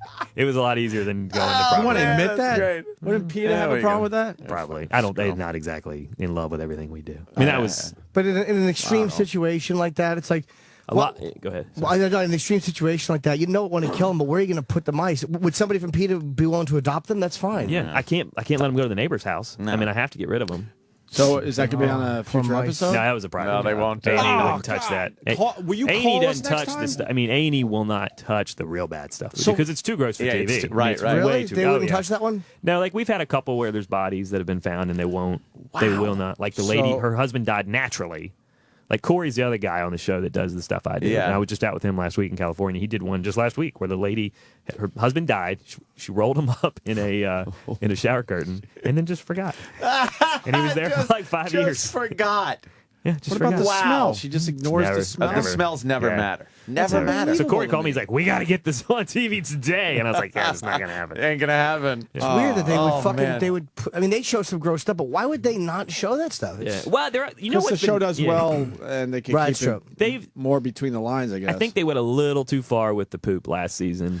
Which one? Was that the stairway? So, yeah, I mean, some of the houses I was did amazing. were Yeah. Just they threw it up on the stairs. Yeah, I mean, just when they splattered walls and stuff, it was just awful. And the splattering is when you got wiping and splattering. that's gone. But it's interesting to show, though. Please call me. I want to go to one of these. Well, next time we have one in New York, I'm not I'll even call you. joking. Yeah, I'll next give time you- we do one in New York, we'll put Get you all in our suit. numbers and please call us. I mean, I want to check this you just out. got, you just got to do the safety stuff. Oh, obviously, man, especially with the of kids course. and everything. I would You actually gotta- want to wear an absolute hazmat. I want to fucking be dressed like Neil Armstrong because I want to see one of these places, but I really don't because I don't want bugs on me. All I say is you just keep your jokes to yourself because these people they are yeah, really yeah. We'll have a blast and a beer afterwards. But I mean, it gets. I want to see cockroaches. I want to see fucking rats. Some of the houses It's are not Disney.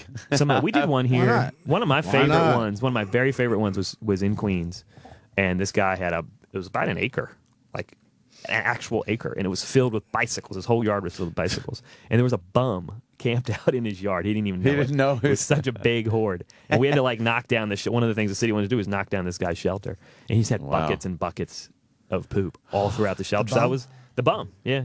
So I was cleaning his house out. I was cleaning this bum's shack out with him, and I don't know how you do it. well, and I love it. I mean, now Oh, it like sounds like a that's blast. my high, man. Like, Yeah. give me like now it's like if I only have like 10 dead cats, I'm like, it's only kind of 10. boring, man. Like that's What a you know, boring day. I used to. I mean, my previous addictions was gambling, and so I need that rush like all the time. really? I mean, that's my high. Do you guys yeah. take secret bets? All right, I'll bet you fucking at least 2 million mice and 50 cats. We like to just guess how many cats are going to be in there. Is this available like on Netflix and stuff? Oh yeah, I mean we do really well on Yep. we do really well on Netflix. Most I'll go people watch are that about one to as see soon as It's I get great home, to I'll just watch do a marathon, man. I love sitting down and what's really odd, and you wouldn't think this is the case. The rewatchability factor is great. It's like, oh, I love this one. This is the one with this woman that fucking just a filthy kitchen and I don't know roaches why. in the I don't know refrigerator. why people like the show. I don't know why we have the ratings that we have. It fascinates me. It really is fascinating. I don't know why. Did you ever? It's a freak show. We love freak shows. Well, yeah. When you were doing this for like said $12 an hour and stuff, did you think there was a market for it on television? No, I knew that what we were doing was interesting, and me and all my guys, you know, we're all recovering addicts or ex-cons, and so we. Oh, jeez. Who else is going to clean this shit up? You know, I mean, I prefer the dudes right out of like they got out on Saturday. Right. That's the guy I want to hire. Wow. I want him working for me on Monday. Because if he fucks up, he's going back. So he's not gonna. He's got not a gonna little, mess up. motivation, Yeah, they're the right. best guys in the world. Wow. And so, I mean, I've converted. I got rid of all my college kids and converted all. I'd much rather know how much time you did in jail. That's important. Wow. Oh yeah, like Ronnie. We got Ronnie. He just got out. He went for 20 years.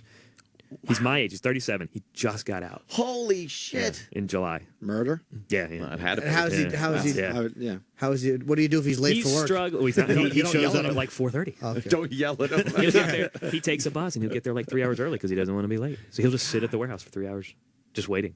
I guess when you're free from 20 years in jail, anything is good. Anything, dude. The only thing he's struggled with technology. That's been hard for him. Yeah, I bet. Just because he went in and like he said, you know, I went in. The only dude with a cell phone was Zach Morris. I was like, yeah, that's a good point. You know, I mean, like he missed all the technology. Yeah, It's yeah. like watching him try to use a GPS is like the funniest thing in the world because he just can't You don't figure the even concept. realize that, yeah. It doesn't. It's just too much. It's like all space magic and shit. Yeah, like it's that. magic. It is for him. Magic, It's magic. yeah. It blows him away. But he'll clean anything. He's fine with it, and do it with a smile. Yeah. Those fucking roaches drive me crazy. There's nothing crazy. It's so funny. Yeah, you're like so focused on the roaches. I don't even think about the roaches. You know. No, the food, the textures do it for me. Like, what does the food turn into? That's disgusting. What is the paper? The paper will turn into a real thick, gooey, moldy sculptor thing, and that's the mold scares me. That's what Oh, really yeah, you're scares me. breathing it in. The mold so scares me. fucking dangerous. You can smell it. I mean, if I get near a house, I'd be like, nope. You can smell the mold. You don't Oh, go yeah. in for mold? Yeah. What does mold smell like? It makes you dizzy. It's more the dizziness than the smell. Jesus. You feel it right away. You feel it on both sides of your head. I was running a place in New York, and we were infested with mice. I want to know about this colony thing. Oh yeah, so I mean, they're everywhere. They're in the. I mean, what you don't see, like it's fine what you see outside of the walls, but what's inside of the walls is even worse. Oh, we used to hear them at night when we were Yeah. trying to sleep in the ceiling. Wow. And Yeah. I've told the story a bunch of times, but what the fuck? Someone gave me electric mouse traps. Yeah. I was up to close to 70 kills before I left. Easy. So how many does that mean were in the walls? Thousands. Thousands? Every house in America has mice in it. People don't realize that if you cut open your walls, you'd find all your old socks, everything you can't find. The insects and mice took into your walls. They're all pull the drywall down and you'll see. I mean, a good. That's what you see. Almost every house, you'll see 6 inches. I ruined that for everybody. You'll see like a 6 foot just stacked pile, but a house like so that's where some of colony- your shit goes? Absolutely. The socks and stuff you can't find. That's where they go. They drag mice it in the drag them in wall. there. See and it's a well-dressed mice. I mean, it's just it's a whole nother A mouse world. with an Aussie shirt on. Wow. Just hanging. I actually have a Wait, I'm going to slow you down for a second. Yeah. So if I killed 70 mice, there were thousands in my walls. Man. Thousands. At least no let's doubt. just say hundreds to be Wow. safe. But the houses, that, like if you hear them all on the walls, I hear them in a way they sound like they're huge, but that's got to just mean that they're well, that's just probably a rat. no. But people have told me maybe you could. And I'd much rather have But city see, rats. people say than mice. if you have mice, you don't have rats because the rats will eat the mice. So that's the one Correct, good it's one thing or the about. other. Yeah. If you see a mouse, you're like, okay, at least I don't have rats. But I'd would you rather rather have city rats? Because they're bigger and they just less of them, and you can kill them a lot easier. Really? Yeah, You and, kill and what when they're easier? when they're out of food, they'll leave. What, Rats will rats? just leave. They Yeah. want to get more food. They yeah. wanted more food. I never They could give wanna a see- shit about I you. They never just want want to see a food. rat in my house. This New York City rats are bad. They Oakland, hiss that shit. Yeah, Oakland are the worst rats I've ever Why? seen. They're just massive. They're like big cats. I mean, they're Oh, huge. wow. Well, they get that big in New York, Yeah. no? They're I've big seen some here, big yeah. ones. They're big here. They're really big I here. think but, country but rats Oakland are probably the get- worst. Oakland's are We had Oakland. a rat hiss at us one night coming home late from the bars. It was one of the fucking scariest things I've They're ever big. fucking seen. You don't think they make They sound, hiss. Yeah. and they yell at you. They ain't scared of you. Well, at 'cause all. we saw him like tuck in behind a garbage pail, so of course we're a little drunk. We're like, oh, let's take a closer look, and this fucking thing hissed, They're and big. we all jumped like little girls. So this guy bugs. guy you're watching right here, he was camping, and the house was so full that he was camping in the backyard with his kids. He gave up his own house, in Gave a up- Boston. In they a Boston. Pushed winter. himself out of the his house. own house. and he still doesn't see where that's a problem. But he does now. He's gone to therapy and he's been clean for 2 years. How do you do therapy for this shit? You got to find out what the issue was. Like There's always something. there's always yeah. something really deep. And the problem for us as viewers, you're like, well, I had a bad life. My dad treated me like shit. That's what you realize. Why can't this person cope? And they can't. I mean, for me, my dad died, and I went on a pretty bad bender for like 2 years. Drinking or gambling or every day. I moved to Lake Tahoe, lived on the 7th floor. Wow. I went all in. It was awesome. Yeah. It was a great awesome. it was a great year. Had a really good time. What do you mean you lived on the 7th floor? I lived on the 7th floor at Caesar's Palace. Just got a room. man. Just got a room and lived there. And it was awesome. Were you making enough to You're survive? rich. Well, no. I started cleaning up shit for a living for $12 an hour. So no. I mean, I hit a really bad rock bottom. I mean, I went literally Yeah. guy beat the shit. A bookie beat the shit out of me, and that was my Wow. a really good rock bottom for me. But he beat you up for owing him a lot of money. Yeah, I owed $40,000. I couldn't come up with it, and I called him and I was like, "Man, I'm sorry, I don't have it." And he's like, "Don't worry about it, man." Oh man. And he's like, "Just come on down and get what you got." And I was like, "Oh, okay." And I'm like, "This isn't like the movies at all." He's a nice He guy. wanted to lure you in. Yeah, and I gave him $1,000 and he beat the shit out of me. Broke my nose, and it was like, Wow. Oh, and What did he say? goes, you got a week to get me $40,000. So he took the only grand that I had Beat the shit out of you. and beat the said- shit out of me and said, "You got a week." Did you get it?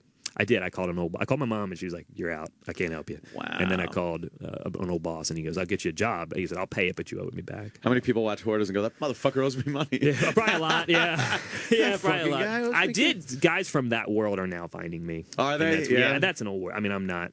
I'm Yeah, not yeah. at that. I They're don't- finding you for what reason? They just see me and they just think it's funny that I'm doing this. Oh, they're not. Yeah, it's funny. No, I'm paid up. I don't know anybody anything. This Yeah. year I paid off Wow, all you my were debt. a fuck up. I did. I had Gambling's a lot. rough one. You paid up until this year? It took me 8 years. Yeah. Wow. I mean, I don't make a ton of money, man. No, I mean, but I clean you up shit for a owed living. bookies You know? waited for it? How much did you lose total, if you had to guess? Oh, I mean, probably close to 100 at one point. This week this week's always hard for me because the tournament was my big. I mean, Yeah. I still. I mean, I Sports get it. gambling. Yeah, the sheets for me, man. I mean, a tournament Really? sheet is that's the biggest high in the Wow, world. For me, really? man. Yeah. I mean, it's better than So you sex still for got me. the itch. You got a little itch. I got the other day. I had to fly through Vegas, and I hadn't God. had the itch in a while. And I had to call AD, and I was like, "You got to reroute me, man. I can't. I just it was too weird for me." Wow, really? It got me excited. And I That's- was like, I can't. And I'm not that worried about it, but I got kids now, and I'm like, You don't want to I don't want to be back around it. I don't want to be around it. So I was like, just No. reroute me. And it was just like a 4-hour layover.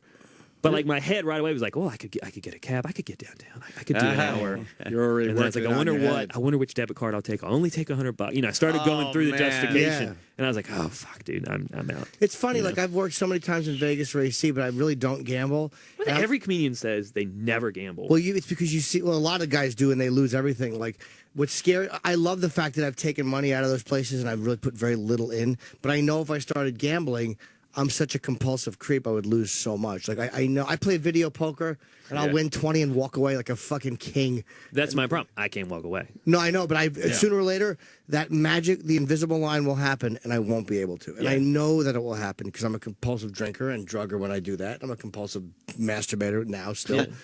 I can't win. I can't beat that shit. I'm compulsive. I'm now compulsive on dead cats and helping people. Like, that's why I get that same high.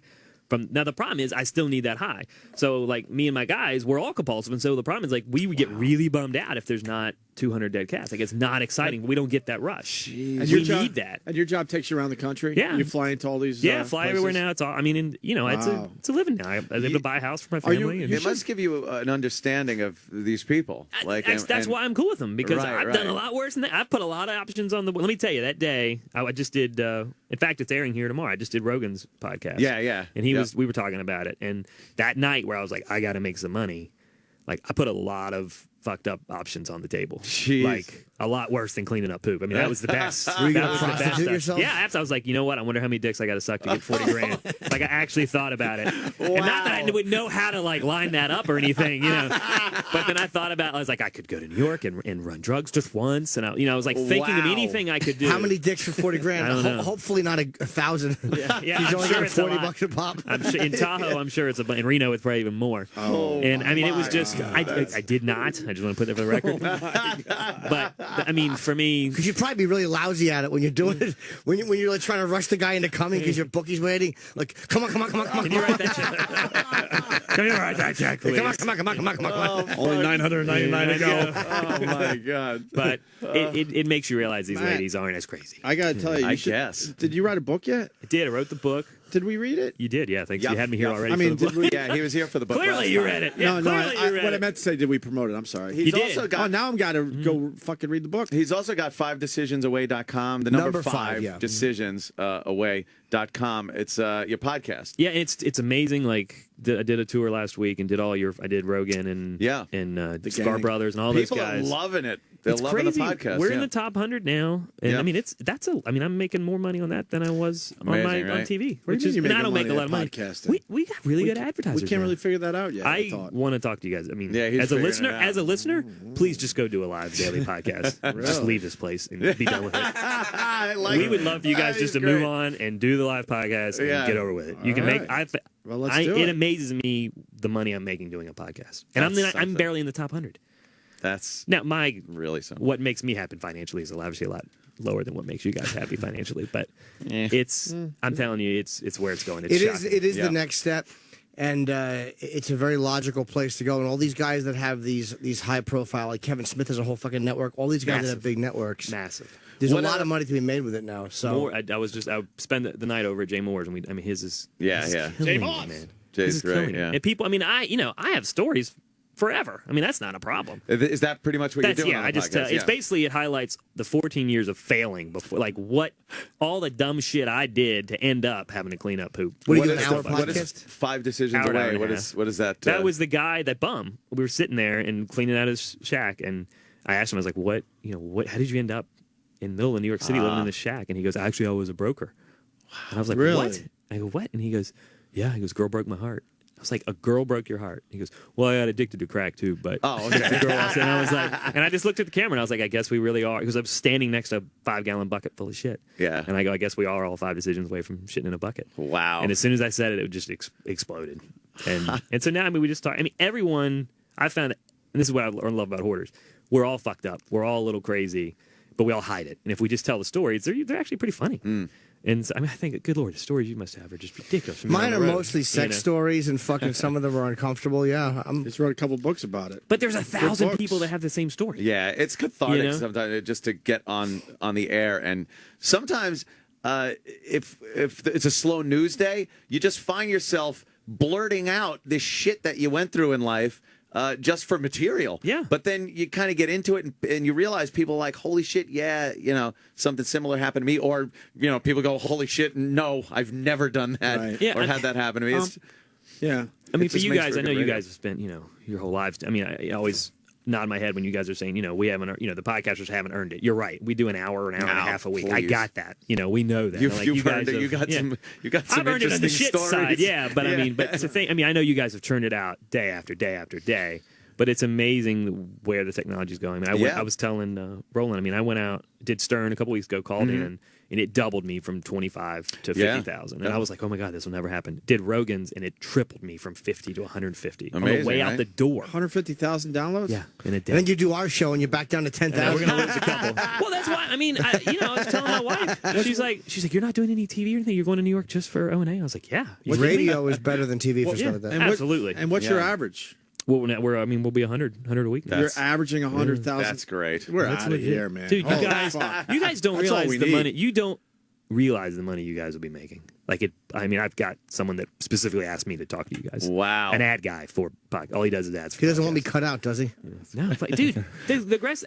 They call you and I'll be like, well, what can I do? Just keep talking, man. Here's the ads. Do whatever the fuck you want to do. We're gonna. They don't care. They don't care. Yeah. There's no rules. We're gonna talk. It's amazing. It's changed our business. There's no reason to be here. I make a lot more money telling stories about picking up shit than I do actually picking up shit. Hey, good question coming in from Sean in Georgia. Is there something called a clean hoarder, and have you come across that?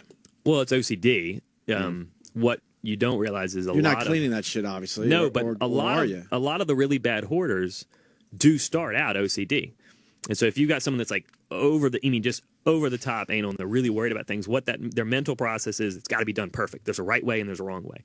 And if you don't do it the right way, don't do it today, I'll do it tomorrow. That's how a lot of our really bad hoarders start, because they'll say, okay, I can't do it right today, so I'll wait, and then it sits. And then the next time something else sits on top of it. And they really believe, they're so over the top OCD that they can't get to it. And then that's how the house just totally fills up. Did you ever tell somebody you're just a messy Marvin? No, I don't think so. I don't think You're such a messy Marvin. Another thing that just annoys the piss out of me is when you pick something up or go to ask somebody if something could be thrown away, and they always have a use for it. They're always saying, "Well, I'm going to fix that. It's like, no, it's an old 486 computer or Commodore 60. If I see another Commodore 64, I'm going to go fucking crazy." Well, Jimmy brought in some old computer stuff recently. Oh yeah. Jimmy had a little episode recently with a monitor. A computer monitor that was, how old was it? 10 years old? But he's worried about the hard drives of the other. Those are saved. Yeah. But it was in good condition. I just didn't realize that the technology had changed so much. But I was okay smashing it. I just wanted to exercise the option of not wasting it, because part of it, I do have a bit of a hoarder tendency if I look at it. But a part of it is I make decent money, and it's easy just to throw shit out that other people would actually want. I don't want to throw something out that's legitimately good, but when I realized it was fucking a hunk of shit, I threw it on the floor. Yeah. Toss it. Most of the stuff people now, they think there's use for it, and they don't even realize. There's nothing to do. A pre-plasma TV, there's nothing to do with it. You're right. It's garbage. You don't and that's need it. Still around. That's in most people's basements. Let's go to Kyle in Boston. He's got something on the mice thing, which I find fascinating. Kyle. They like cheese. Thanks, Kyle. So I used to clean out foreclosed houses down in Dorchester and Roxbury. And we had a second floor pipe break, and we had to pull out all the sheetrock on the first floor. And when we pulled it out, the mice stacked playing cards inside the wall and used them as storage shelves. There was dog food in all of them. Matt is nodding like he's seen this. Yeah, we started out doing foreclosures in D.C. and Baltimore. That was our first thing. But they're using them as little shelves? Absolutely, they're brilliant. What he's saying is they're really smart, and they are. And that's actually probably rats, not mice. Rats are a lot smarter. But yeah, they build systems. They build entire little worlds in the walls. You ever read that book on rats? Came out a few years ago. I barely read. I barely read the book I read. It was a great everything you need to know about rats, and they're fascinating. We did a house that was only rats out in California. And it was 5,000 rats. We just running around catching rats. Man. They learn. They're brilliant, man. They're so smart. They have paths, and you think, I'll just put a trap in the middle of their path. They're like, fuck that. They stop. They look at they figure out what you've done, and then they go around it. Yep. It's amazing. Man. It's amazing. They don't go willy-nilly whatsoever. No. They're smarter than us. It's fascinating. The rats they're survivors, man. They're fascinating. I think they're really. And they collapse their jaws and stuff, so they can get squeezed through things. Squeeze through these little holes. Yeah. Yeah, it is amazing how they could just get in these little spots like that. What's cool about the hoarding houses is, by the way, whoever that guy that just called, if you're cleaning out foreclosed houses, that's a tough fucking guy. Yeah, because we used to do that. We stopped doing it because it's too dangerous. Because you clean out hoards, but you don't. The bank basically pays you to break into a house and change the locks. Oh, okay. And so you're going into a house. It's supposed to be empty. Yeah. Doesn't mean it's going to be empty. Not always. And we were doing them. I mean, Baltimore is not a not a safe town. We were downtown Baltimore and north Did you have any instances that were not good? We ran into our last one. Wow. We ran into that MS-13 gang. Oh man, those guys, we're done. They'll fucking kill you. What happened when you walked in? We ran away. We were like, sorry, ran away. It was supposed to be an empty house, and it was filled with like plasmas and bikes and motorcycles and stuff. I mean, clearly just stuff they'd stolen. Yeah. And we learned. I mean, it's easy. Did you knock or did you just walk in? Well, we break in. We'll drill the. I mean, we didn't know anybody was there, so you drill. You literally either pick the locks or you drill the locks, and you go in. And the house is supposed to be empty. We walked in, then we turned one corner. It was like, oh, this isn't empty. And we're like, hey, sorry guys. There were guys sitting there. Guys, they didn't hear the drills in the fucking door. I don't think they gave a shit. Yeah, they're not really scared of anyone. Those guys are above. They'll kill. I mean, they don't care. They say waiting for someone to come in. We just ran. I mean, we absolutely ran into our truck and ran away. And we called the bank, so we're never doing this again. But nobody followed you out. Thank God. Yeah. Wow. In DC, it was easy because you just give the guy on the corner. You say, "Hey, I'm gonna be working on the block for the day. Where should I not go?" And then the guy selling drugs will tell you, "Don't go in that house or that house." You go, "Here, thanks. Here's $40." And so the drug dealers are easy because that's their job. They're there to make money, just like you are. You make them some money, you're fine. And they don't want you fucking with where they're keeping their stash. Just don't go wherever. Just say, "Don't go to the house." Wow. Thank you, sir. I won't. And that way, your tools don't get stolen. If you don't get the dude on the corner on your side, your truck will be empty in an hour. You go into the house, you come back, and it's gone. And so we learned very easy. But those dudes, man, they're still doing that now. They're some tough dudes. It was too much for us. Wow. We do Hoarders because it's easier. How many guys were in the MS-13 house? Like 2. Okay. I mean, not enough. They have guns? I'm sure. I ran track in college, and I've never ran that fast in my life. How do you know those guys? How do you know they were MS guys? Well, I was assumption. They were. Oh, okay. Yeah, I mean they were Latino. That was enough for me. Tell, yeah. Gotcha. Yeah. That just scares. We all had stun guns at that point because you just never knew what you were going to come in on. It was. But when you're desperate, you'll do whatever you got to do. Yeah. So you were happy it's better than sucking 999 dicks. Well, I would have asked those men for receipts for the televisions. Dude, look, gangs, man. Gangs are not something you want to mess with, man. No, because a lot of those guys are young, and they're not scared of going to jail. They're fucking scared. I'll tell you, the last book I read was that No Angels Here. Did you read about that dude, the undercover cop that ended up getting tapped into the Hells Angels? Fascinating book. I'll read it. Fascinating book. It's real quick, too. You can read it on a plane ride. And the dude, he went in. He was a football player in Arizona, ended up being a cop, and then he went undercover with the Hells Angels. And as he got deeper undercover with the Angels, he realized they were his brothers, not the cops that he worked for. Wow. And he really flip-flops Wow. and ends up, he's very on it. And, of course, he's running from the Hells Angels now. But he ended up, he got inducted into the Hells Angels. Actually made it full colors and he was everything. he got his got full patched and everything. And it's a fascinating, but it really gets into that world and understanding what those guys believe. Wow, man. That's an awesome book. What a great appearance, man. I want to do a podcast. I really do. Yeah, no shit, huh? I'm telling you, you're right, Matt. There is a lot of money in them. And certain freedom. Again, I've doing Corollas. You see, like the little studio he has with video. I just went out there last week. Fucking, now he's making so much, but he ate shit for a while though. I mean, Adam didn't make anything for a while because he was at the beginning. He of was the at the whole thing. beginning. Yeah. I wouldn't be doing it if he hadn't done it. Yeah, no way. He is and the beginning. I would love to sit with him and ask him. It's all his dumb system. little things we want here that they, for some reason. Now here's the only thing: it's we're your not show. into it now. It's your show, so you're paying for whatever you want to do. If you want to go, by the way, I will clean up the cleaning up someone's shit on a box. Apparently, someone's like, "Yeah, get Paxton to clean that up." I was driving my kid to school, so I wasn't listening that day. And your fans are relentless. Like, anything you say, if I happen to get included on the tweet, then I'll get I'll get 1,000. Yeah. I love you. Fuck you, but I love you, man. It's like, oh, guys, what? They're good that way. They are insane. Yeah. We're scared of them. Do I have time for one quick story? I did the last time I was here.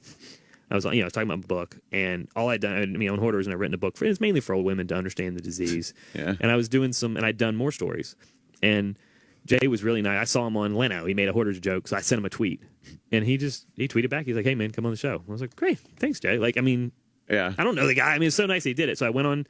Seen on this show with you guys, and then went on more stories. And I guess that gave me an in at that point with your fans. Yeah. And at that point, I didn't know that I didn't want an in with your fans. So I'm at I'm at a pre-Christmas book signing at like an out of the way Barnes and Noble. Right? It's like 10 women come in the 2-hour period. Yeah. And this guy walks in the door. He's got a WoW T-shirt on, So and it was before I listened. I didn't know what it was, but it was the same colors. Like, I know that's from the Twitter handles. I know that's an Opie and Anthony thing. And he's got his 2 kids with him. And I'm at a very quiet Barnes & Noble. And he goes, "What's up, motherfucker?" As he screams it. And I was like, "Oh God, this has changed. I have fans that are not just from Hoarders anymore. Not old ladies and I ended up after that. I was like, I got to do a podcast because like that's the only place to do it. I already have an idea for it. Fuck, that sounds good, man. It's the only thing I want to do. Yeah. I don't want to do Hoarders anymore. I'd rather do 2 podcasts a week. Yeah. Yeah. Fuck their rules. You do one a week. I do one a week. I mean, I know. I find an hour. You know, I'm a smaller market. I know my place. I'm happy. It's a lot of money for me. One a week's fine. I'm becoming a fan of a bunch of podcasts, and I find 1 hour is perfect. They told me I got to go down. I'm an hour and a half, Hmm. and they're telling me to go down to just do 45 twice. Yeah. And the ad guys are like, "That's fine." I mean, I just find an hour is just right. Really. You know, like Rogan's. if we went in the podcast world, we would have to do a little more. But wait, Joe goes live like a radio show, right? Joe basically puts his joint down, turns on the mics, and turns on the camera. On the computer, you can see it. Yeah, and he streams it live. Yeah. Mm-hmm. Oh yeah. How many? Joe will go for a while though, because I've done 2.5 hours. Oh, yeah, Rogan can talk. I was wasted by the time I walked out there. Wasted. I don't know what I said the last 20 minutes. I was in LA and I'm like, I want to do your podcast or whatever. He goes, all right, let's get an audience together. And he just fucking, because he twittered or whatever, and and all of a sudden we had like in Kevin Smith's space, we had a nice full crowd, me, him, and Red Band. It was fucking great, man. Red Band's awesome. He's a good dude, man. Very and good. like Jay's the same way. Jay will just. He's like, I wouldn't know. I can't get on his, but I'm working on it. I have to send a tape. Those guys, I mean, it's nice that they all, they're all on different networks and they help each other out. Yeah. It's like, okay, whatever, just come on out. And the cameras, which we've been arguing about here forever. Yeah. Just being able to turn cameras on. It's your thing. You do what the hell you want to do, man. Yeah, it doesn't matter. It definitely opens up a. We're probably heading in that direction. Does Jay to be video? honest with you. Does Jay video? No, he's fine doing what he likes. He's happy doing it? You'll find your thing that works for you. And I your love clients will. the video when I do the one from my house. I love the video aspect of That it. gets I could huge. fly in like the downloads on that blows my mind. Yeah, it's fucking great. And I barely do them because they're kind of itchy here. But I like the video aspect of it because I could fly in video and like watch Hoarders and goof on the people and take calls and shit like that. It's so much fun. Yeah. Like, A&E finally embraced. Like they get it now. They're like, we get that you were actually gaining viewers. Yeah. By you doing this every week. I'm Right. like, I don't want any money. Like I told him, I said, let me do it, and I don't need a raise. It really is amazing that sometimes they don't understand that. I think they're it's like getting it's it now. promotion. Yeah. Come on, what do you? Free promotion. Free promotion. You don't have to pay me you actually can pay me less. Yeah. If I do this every week. Fuck, we're gonna be podcasting in October. Oh hell Nice. yeah! Nice.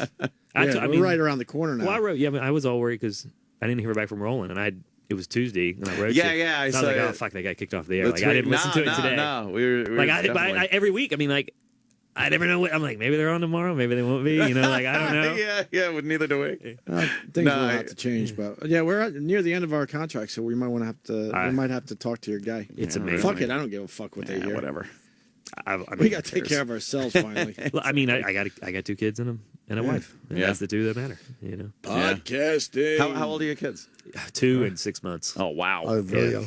You got a 2-year-old, right? I got a 2. We're Right around the killed. corner, a 2-year-old. Wow. We're just getting killed, man. That 6-month-old was a lot harder than we thought. Really? Yeah, it's fucking hard. That's pretty new. I mean, that's. I mean, I'm on the road half. I mean, Was the I think first it's hard one- for me. My poor wife. I mean, she's getting work. First one was easy, right? It's totally so easy. That's what I'm worried about. Yeah, as soon as you think, we could do it too. Having another one. They always say the second one is the one. It's easy to juggle one ball at a time. Will kill you.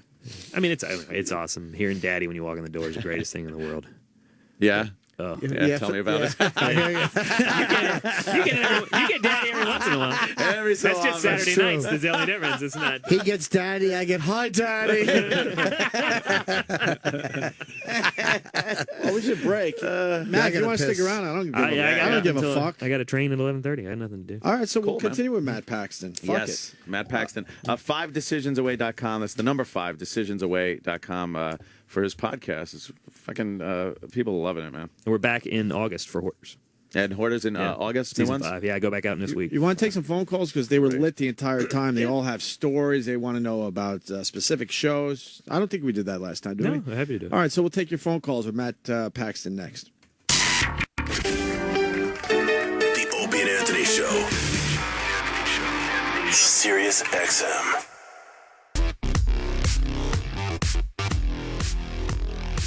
God, that Matt Paxton. What a weirdo.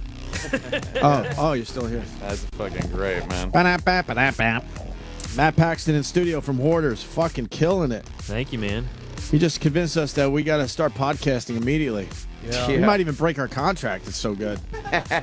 Fuck waiting. Holy shit. How do we break this thing? Keep in so mind, we can get started tomorrow. I can convince guys to clean up shit for a living, so I'm kind of a good salesman. Yeah, you are. Remember that. Okay? You are a good pitch man.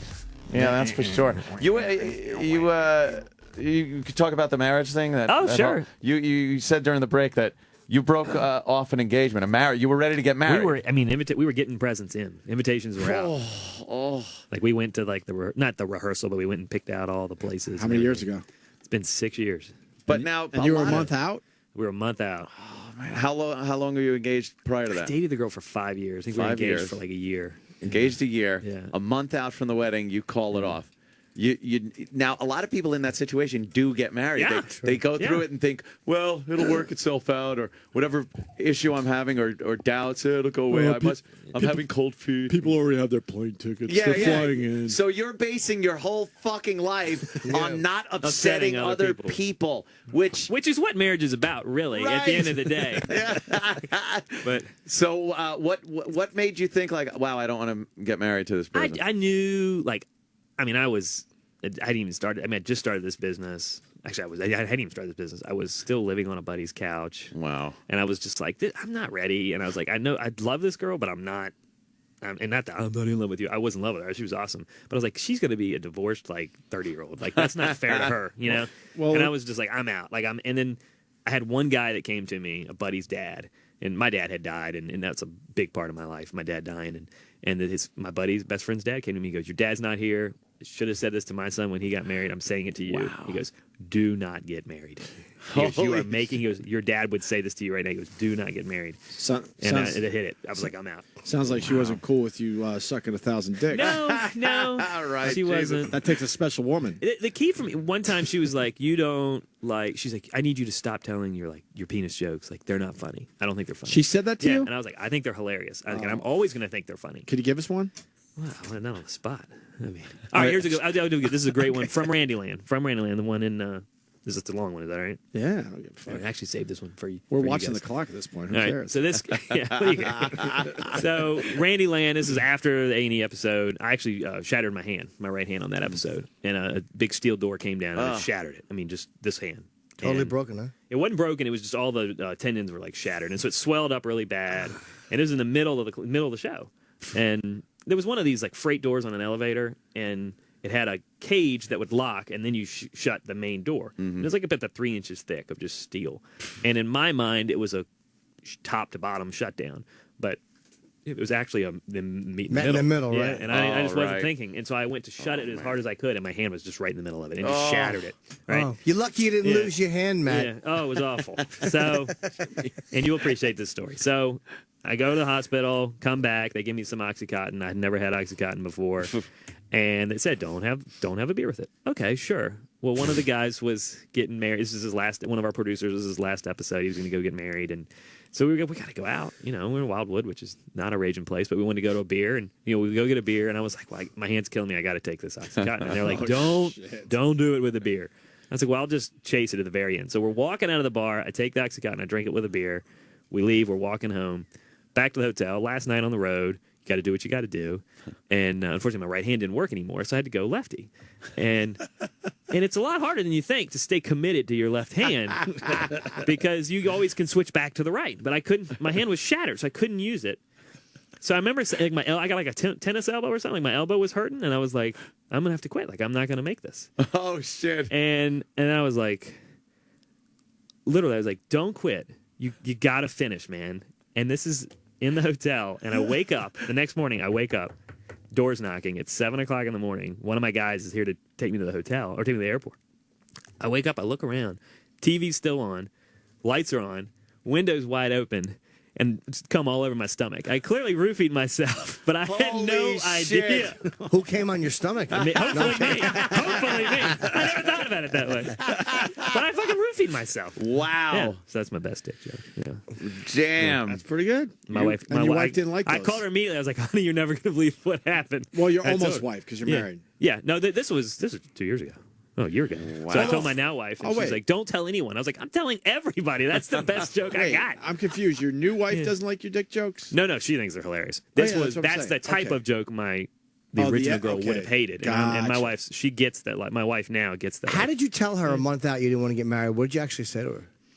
That's where the story gets hazy. Mm. I believe I said, I care about you. I'm not really prepared to do this.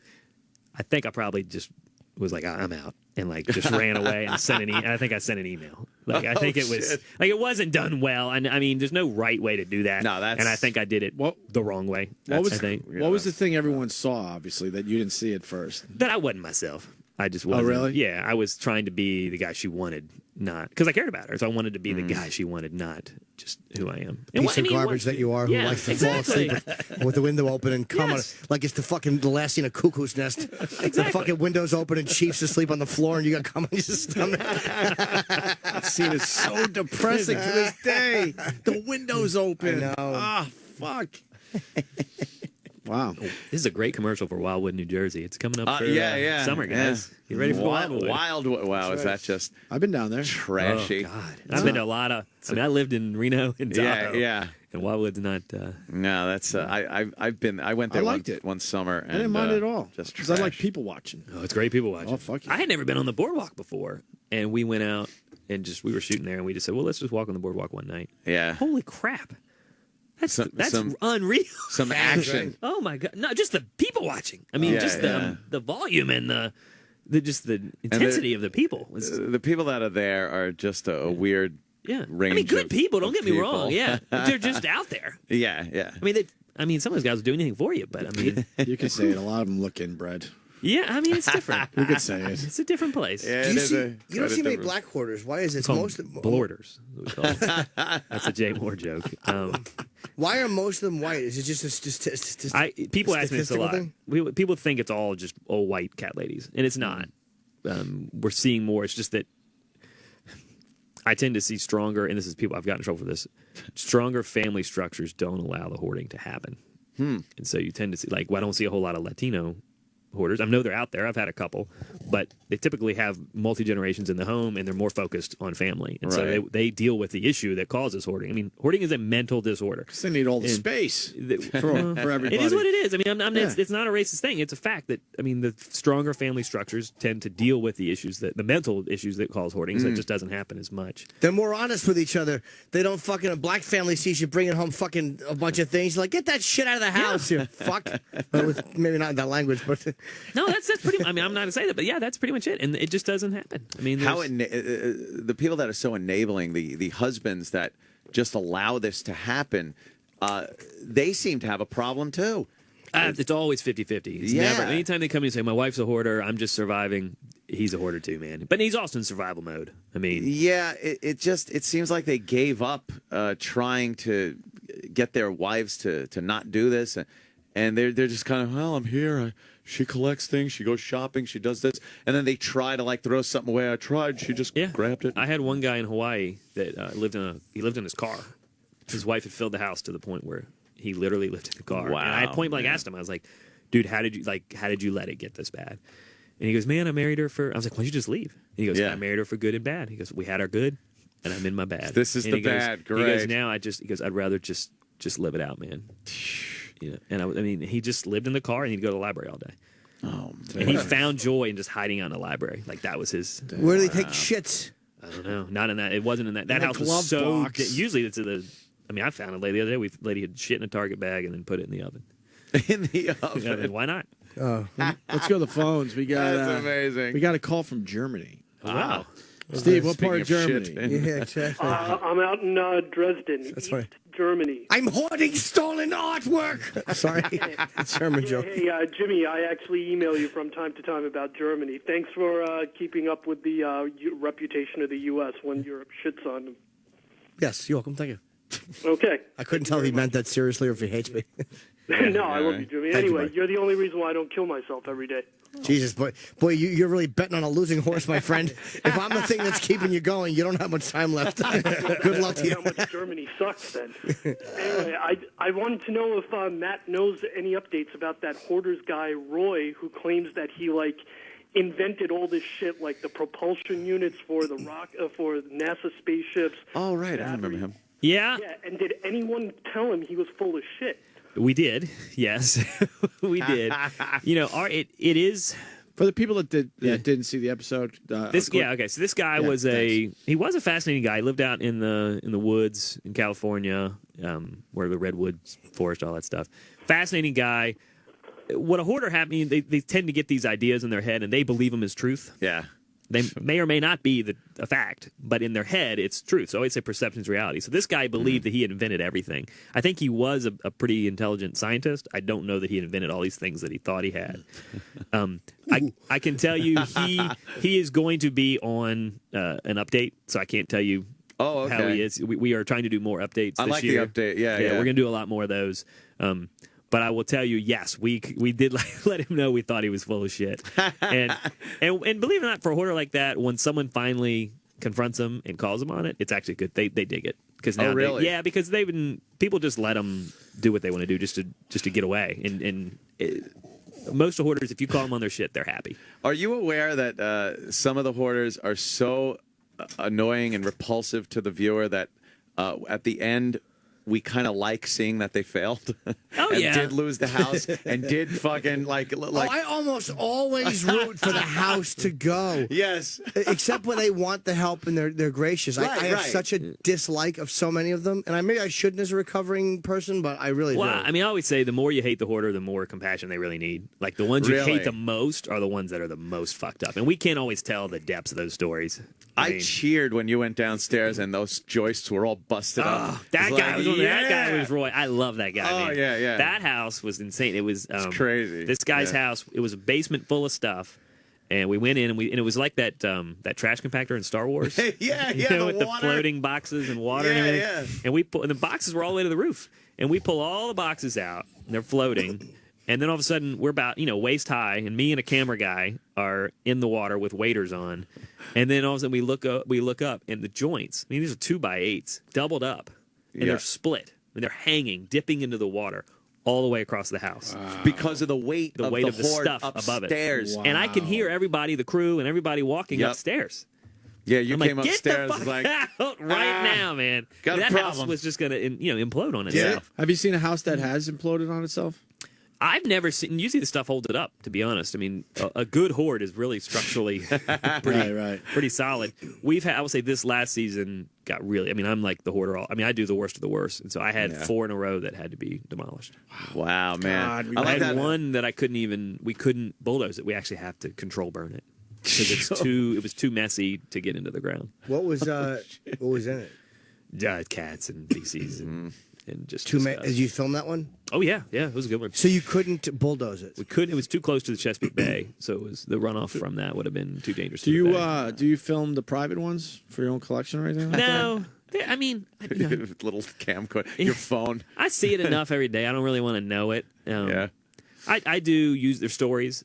I mean, in the book, and I need good stories. That's how I make my living now, telling stories. So I have the rights to tell their stories. Right, but I changed the names. Do you see have you seen big nests of mice? Oh, this Oakland one. Jimmy's questions are so adorable. It's like a little kid. Wow. You see big nests of mice. Big nests of mice. We had a rat's nest in Oakland, and this is in the book. People love this one. It was in Oakland. It was about 8 foot wide, about 6 foot high. And you can see, and you can see all the holes where the rats were going in. And here was the worst part: we learned that week that rats don't eat money, so we could see folded bills and crinkled bills all throughout this rat's nest. Oh shit! And we're like, shit, that's money. And so we're going, but we don't know if the rats are in there or not. And so we're like, inch by inch. We're like grabbing $1, and then we'd like take a broomstick and poke in there. Wow, it's like a game. And, yeah. Oh, it was awesome. I mean, for as far as like a rush, because you didn't know if a fucking rat was going to come out, and you're getting money. Is it really if worth there's it? been naked girls, that'd have been the best thing for me in the world. You just came up with our next radio bit. God, it was awesome. It was awesome. How much money was in there? $13,000. No. Wow, man. Why so much? She would take a 20, and she would go to the store, buy us at the dollar store, and then just throw the change in a plastic bag, and then she'd throw the bag in the corner. So for her, it was not about the cash or the item; it was about the consumption. Why didn't she save the money to consume more? Didn't she? Money didn't matter. It was just she money's needed weird. that rush. It doesn't matter these I said people. today, it's kind of like when you do. Actually called in to Ron and Fez today because I love listening to those guys in the afternoon when I'm driving around, and they were talking about sex addictions, and it's the same thing with these hoarders. It's not about the stuff. It's about the they need to feel better about themselves, and the going and buying something makes them feel good. It's the act of buying, consuming that brings them happiness, not whatever they actually bought. I'm fascinated when so a lot of times a woman hoarder will have bags of stuff stacked up on the sides and a little path in the middle. And you notice whenever they're walking through it, they have to fiddle with it. They have to look in bags as they're crawling through. They need to touch it and look and see what's in there and put it in somewhere else. And they're constantly adjusting their hoard. That's when the therapist is really important. We always have a therapist on, in the hoard with us, and that's like there's something about the touch. Some of the hoarders need to actually physically touch it. Yeah, it's so odd. It's just and again, you see some of the same behaviors in so many of these people. It's like it's not just a coincidence. It has to be something. This is what it is. And the thing is, we're still learning that it's a new disease. I mean, I always say it's like the next alcoholism. Like you got a buddy that's an alcoholic. You're like, good for you, buddy. Good for you for getting help. And now it's like we're starting to get where people are still like, oh wow, you're a hoarder, you're a freak. But at least like even you realize now, okay, I don't buy it, but I know that there's a disorder. Oh, I know there's a disorder, but I despise them. Because they just seem so selfish, and the family doesn't matter. Oh, really? Yeah, some of that's editing. I mean, it is TV, and that's a challenge we have. I mean, this is a mental disorder as entertainment. Yeah, there is a challenge there. When the kids are involved, though, that's where it seems. I don't do like, those anymore. They pulled me out of those. God damn, man! Don't you hate them when they? Because I get really angry. They pulled me out. Like, no shit. I can't handle that. That doesn't. Now that it's like, what are you doing? When I started this, I was single and had no kids. Right. I didn't care. Yeah. But now that I got a kid, it's like, wait a minute. Like, how the fuck could you do this? So I totally forget that they're sick. I was talking about how easy bagging a hoarder's daughter would be. Like, it's just got to be so easy. Just give them a clean room. Hey, come over to the house, a shower, someplace they could just, like, play fucking Xbox. Have you seen bed bugs? Oh. A lot of them, right? Yeah. Have you seen bed bugs? I saw bed bugs riding on the back of a roach one time. I'm kidding. I just know you like rat roaches. Now, the bed bugs, you can't see them. But they're really bad. I mean, they're little dots all over the that bed. family in Boston, that's why we were there, because the kids couldn't even get into the house because of the bed bugs. Man, you brought up something there. Like, having a kid changes how you look at things. Everything. And that sucks. Everything. I got so angry. I mean, I'm surprised how I used to think Chip was hilarious. Not anymore.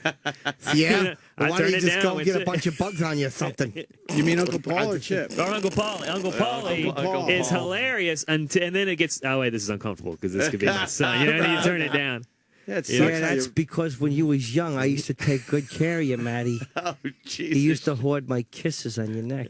Jimmy. Yeah.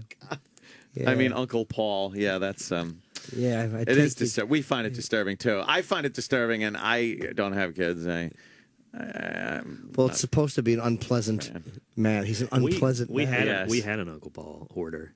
The guy. Oh, what was he hoarding? Child porn. Oh, wow. And it was really aggressive. There were mice living in it. There were mice. I mean, like Polaroids. You know, God, old school. And I remember, I mean, everyone's taking a picture of their dick with their cell phone. Like, but could you imagine trying to do it with a Polaroid? Like trying to, and then and the thing pulling, and have to like shake the Polaroid. And this guy had a bunch of Polaroids with kids, and we ended up having to call the cops. Yeah, yeah. But wait, he knew you. Why didn't he hide this stuff? Same thing. I mean, to get into a mental world, and this guy was in the hospital, and family hired us to come clean it up. Oh, he wasn't. And I don't know if if he knew we were coming in, but the family did, and then. We ended up, called the cops. He ended up going to jail, and he did like 3 years. And he came out, filled the house again, called us. With kiddie porn or no? I don't know. He called us and asked us to come clean it. And I was like, dude, you should still be in jail. I'm not going to clean your house, man. Why would you fucking call the guys that sent you to jail? That's sent you to jail. Only 3 years for that? An ulterior motive. What's wrong with us? I know. Let's say hi to Steve in Milwaukee. Steve. Yes. We got, by the way, Matt Paxton for the people checking in from Hoarders. Go ahead, Steve. Hey, I'm a cop in the city of Milwaukee, and the other year I got sent to a house to check on a lady that hadn't been seen in a couple of days. Got through, the house was just packed with crap. I got in, started yelling, somebody's screaming for me. I'm like, what the hell? Started crawling over. I had to crawl up this crap, and I was all the way halfway through the house. All of a sudden, the crap moved, and this lady was there. And what she got so succumbed or taken over by the stuff she had, it trapped her in the house. I got her out of the house. The fire department comes, and the heroes that they are, they run into the building. And as soon as they run into the building, they double back out, and they said, who went in there? I said, I did. Next thing I know, I'm getting taken out of the ambulance. There was so much methane in the house. Yeah. They were all worried that I was going to die from everything. Wow. Yeah, he's totally right. I take a methane reader in there now. Fire department gave it to me. What's the methane from? From cat piss. Cat piss. Yeah, cat piss, and plus there's there were mice everywhere. There were little burrows for mice. Holy and that was for them going. And if he's totally right. If it's enclosed and it's sealed properly, the methane is so dangerous that the house could blow up immediately from cat piss. Yeah. And the cat piss, the smell of the cat piss, as this guy will know, it'll overpower. You don't smell a dead body because the cat piss is so strong. Cat piss is crazy strong. Yeah. Now there's so many stories coming in. How many houses are out there? In this condition, hundreds of. Well, you only see the stage 4 and stage 5 on Hoarders. All right, let's go with stage 4 or 5. Yeah. How many of those type houses are out there? Tens, 20, 30,000 easily, right?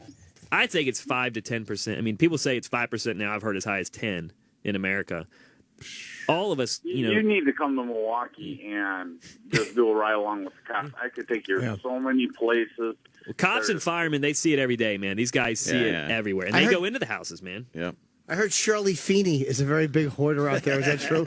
Or Laverne DeFazio is hoarding L's. That's all Jimmy knows about Milwaukee. His L's. Laverne and Shirley. It's the letter L. The Schatz Brewery. Hey, what about Dahmer's house? Is that thing still standing? No, they knocked that. They knocked that down. What's in its place? A restaurant. A restaurant. Huh? I don't think there's anything there right now. Yeah, it would have to be an empty lot. You couldn't just build something else there. Fuddruckers. Fuddruckers. Because of you got to pick which meat you want for the burger. Because of the gawkers, they took it down. The city wants to put something there, I think, now, where that house was. And then there's the chocolate factory where you work. That's gone. Everything's gone. Welcome to Milwaukee and the land of women. God, that's the only reason to go to Milwaukee, to go check out some Dahmer shit. Yeah, people, they just kept no stopping offense by. to Milwaukee, but... Jimmy, have you ever been to Milwaukee to do I have comedy? not, no, and I have a big Brewers collection of hats I want to get rid of. Do you? I would like to go to Milwaukee. Yeah, we have the largest music festival in the world every year. It's a good party. What's it called? Why haven't anyone heard of it? Summerfest. Oh, okay. I don't know if Every you should have town heard has of a it. Summerfest. Huh? They used to have Summerfest in Rochester. Summerfest here is rock. All right. All the German people, women with All right, we'll have to check on it. God bless you. All right, Thank you, sir. We got a New York City cop wants in badly. It's Matt the cop. Matt. Hey guys, how you doing? Hello, Matt. All right, buddy. Oh my God, I agree with Matt 100% about the mold and stuff like that. I did a search warrant one time, and I walked into a house. Every drawer filled with like chicken bones, mold everywhere, and a mattress falling through a hole in the ceiling, all mold rotted out. Ridiculous. Yeah, the mattresses are disgusting. When you watch the guys hauling them out of some of these houses, it's like, that is just a Picasso painting. There's a kid in there, too. Yeah. Ridiculous. But I just want to say I love the show, guys. And of course you do. I'll be down occupying later. So. On Occupy? Hey, Matt. Good luck. Yeah. Can you find out if that guy died? I started the show with it. I'm obsessed. I saw it looked like a heart attack victim on 67th and Columbus. They were working on him hard for a long time. They finally got a pulse and dragged him out of there. I just need to know if the guy made it. I have no idea. I'm in Queens. All right. I'll look into that. I'm desperate. I'm telling you. All right, guys. Have a great day. Be safe. All right. Thanks, Matt. I don't know why I need to know, but it was so damn depressing last night. 100 people. Not a word spoken. Everyone just staring like, holy fuck, is this really happening right here? Looked like a movie set. People are gawkers. Why, Jimmy? Why do you have a shampoo bottle? I know. Because I hoard things with Dove on them. No, this a new because sponsor or something? we got Shaquille O'Neal on Tuesday, and he's promoting this product line. So they actually sent a deodorant which smells good, has not been used. Smell how clean that is. Yeah, it smells good in the body and face wash. And I'm going to try. It does smell good. It does smell really nice. Dove products are great. So I'll use this stuff actually. So when Shaq our comes sponsor in, for our podcast starting next week. Yeah. Welcome aboard, Shaq. So you wash with this stuff? Tell us about it. What if we didn't show up? That's good. Time to start. What if we didn't show up next week and just start podcasting? No one would notice. How long would it take for them Well, to how many go? listeners do you guys have? About 1,500. They refuse to tell us. You don't know. I could not tell you how many people listen to the show. Well, They don't want us to know because then that would. Well, I will tell you the would help number. our cause. He wrote one tweet about me, and I got 7,000 downloads. That's great. So that tells you. And I'm not. Yeah. They refuse to tell us. I would love to know just for the shits and giggles of it. In the one night. We like to Hoarders think episode. we like to think we talk to over 1 million a week. But I would think so. I don't know. I have no idea. It could be 200,000. I have no idea. I mean, I know Corolla's doing like 400,000 a day. Downloads. Podcasting. Is he a day? A day now. That's he does amazing. daily. That's amazing. So he's over 2 million a week. Wow. But like that's. I mean, I was thinking what I was telling Rolly. I mean, I was supposed to go on Leno a couple weeks ago, and A&E ended up pulling it because it was the end of the season. They're like, we'll save it for the premiere. And I was like, that's fine, whatever. And they were like, well, we're not going to pay for your LA trip. And I was like, well, I still got to go because I was doing Sklar Brothers and More Stories and Rogan and all these podcasts.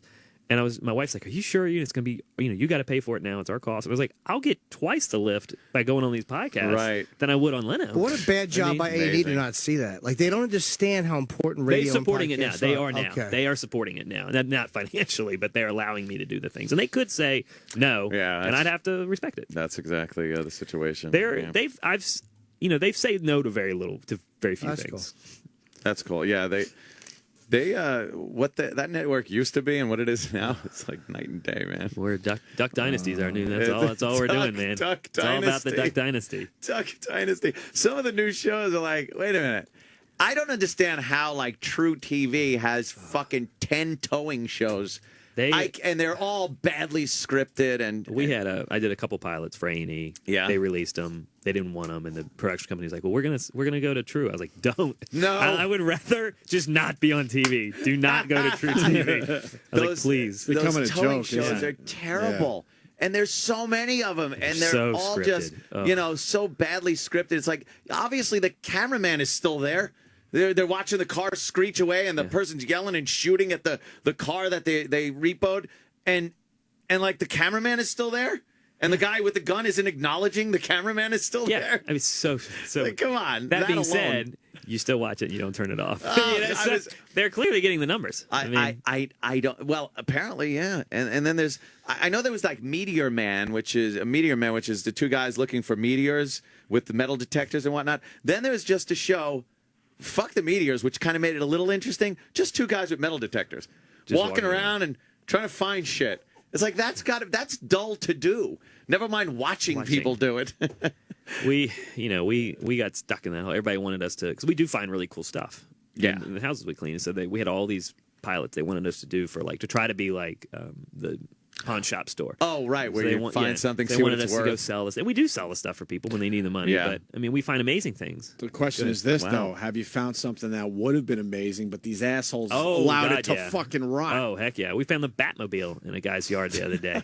He had a Batmobile from one of the movies, and it was disgustingly rusted. And, I mean, he's like, it's worth $50,000. I was like, it was 10 years ago. Yeah. Oh, God. It was an old 56 Cadillac that they cut it down and modified it into the Batmobile. Fascinating. You find old baseball cards? We do. We had a guy that had really good cards, and it was the only thing we could sell for him. Really? He got a couple with mice. Like $20,000. Pete in Jersey. You got Matt Paxton in studio. What's up, Pete? Hey, guys. Hey. Speaker off here. Yeah, my father used to rent a little 3-bedroom house to an old veteran. He actually filled it up with newspapers and crap. He was paying rent and living on the front porch. Jesus. Yeah. How's that? And he seems to collect in themes, too, around the house. He had golf clubs and bicycles. Ugh. Anything he could find in the garbage, he would just old bicycles and... What fucking idiots. Well, believe it or not, actually, it's like a archaeological dig. That was actually periods of his life is what he was. When you say themes, and so we actually will see like you go in there and you just pull a magazine out of the bottom of the pile and be like, what happened in January 1981? And then that's where you start to piece the puzzle together, and then you'll see like a whole line of like, okay, for 2 years he really dug music, and so I think the best you'll find the best albums, in that pile, and then you see the next layer was toy trains, and then the next, you'll actually be able to figure out their life by looking at what all those things. See, were. I absolutely can relate to that, but I just didn't go to that extreme. But I absolutely get those fucking click obsessions where you go, ding, now it's this. Click, now it's that, and it changes. Like video games, and then you're going to have comic books, and then you're going to have women, and all types of stuff. I don't understand if the house is filled to the point you're now living on the porch that doesn't click something in your head finally. That it's gradual. At least you clean out maybe a tiny part of the house so you could still at least live in there. I don't get it. Well, to add to the story, we sold the house, as is, of course, and the new owner actually padlocked the guy out of the house, and we actually had New Jersey News down there because it was a World War veteran locked out of his house. And they came, and the landlord actually just went to the front door. He goes, let me just show you one thing. He opened the door 6 inches, and that's the end of the story. Done. I got to get in some of these houses. They just realized that it's not his fault that he locked the door. You know what I mean? This guy. Yeah, you can't open the door. Yeah, we're doing this, Matt. We're going on one of your I'll find a private guy. jobs. All right, thanks, Pete. We had one. We couldn't. Like he's saying, you couldn't even open the door. We had to go in the second floor window. Yeah, and you had to dig a hole to get down to the. I love I love the polite entrance you guys do too, where it's like just it's like this little like you're walking into Leave It to Beaver house. A sitcom entrance. Yeah. Hello. Oh, hi. That has been scrapped for the new season. Has it? Yes, we have a lot of changes. We have a lot of changes this year. So you walk in and go, what the fuck? You just wail him right in the face right at the beginning. Dr. Zazia will do that. I mean, she's been on the show a couple times. Yeah, we love her. She's great. I think she's attracted to me. I think she is, actually. I did listen to that one. Until you told her you had a sex addiction, and then she totally backed up. She's a fun girl. She was a piss. We were riding down in the elevator on the way out one day, and she was telling me some like cool little behind the scenes shit of how annoyed she gets with some of these people, and she has to walk off for a little while. She has to go in the trailer because she really gets frustrated. She gets pissed. She gets very frustrated. She's sassy. You ever see a swimming pool filled with shit? Why isn't it? You don't. Usually it's inside. Yeah, thank you. You don't see a lot of backyards. I did had a really cool, interesting hoard one time. The guy, it's in my hometown. In fact, this guy is probably the reason I'm on Hoarders. They were looking for houses to clean. They weren't looking for talent, right? And so they were going to give me $200 for like a site selection. And at that point, I was like, "That's a lot of money. I'll do it." Yeah. And so I drove him around the city to 5 houses, and the last one was this guy. He has a bunch of airplanes in his basement. He would dry meat out on the planes, so like on the wings. So he had drying, rotting meat on the wings, and he had called ahead, and actually he knew that I was the only guy certified to clean in our city, and so he knew that if he got busted, he'd have to let me in the house. So he actually got a restraining order put against me. Holy shit. Very smart guy. So wow. I never met him. The restraining order was not processed yet. It was just they were waiting for it to happen. So it meant I couldn't come on the property. Don't you need a reason though? What was his reason? No, to file it you don't. Wow. To get it enforced you do, right. But it was in that leeway in the middle. So I couldn't go on the grass until it got fully done. So he was smart. So I always would come by and just check on him, but I had to stay outside. This guy was so smart that he would literally and he would fill the house just full, and then he had like nice bushes and stuff, and so he would fill behind the bushes with like pizza boxes. He really loved Little Caesars, so he would go to Little Caesars and they'd give him all the leftover pizza and stuff.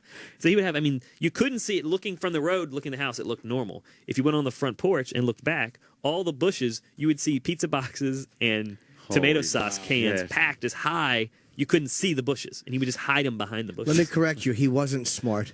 He was an absolute asshole.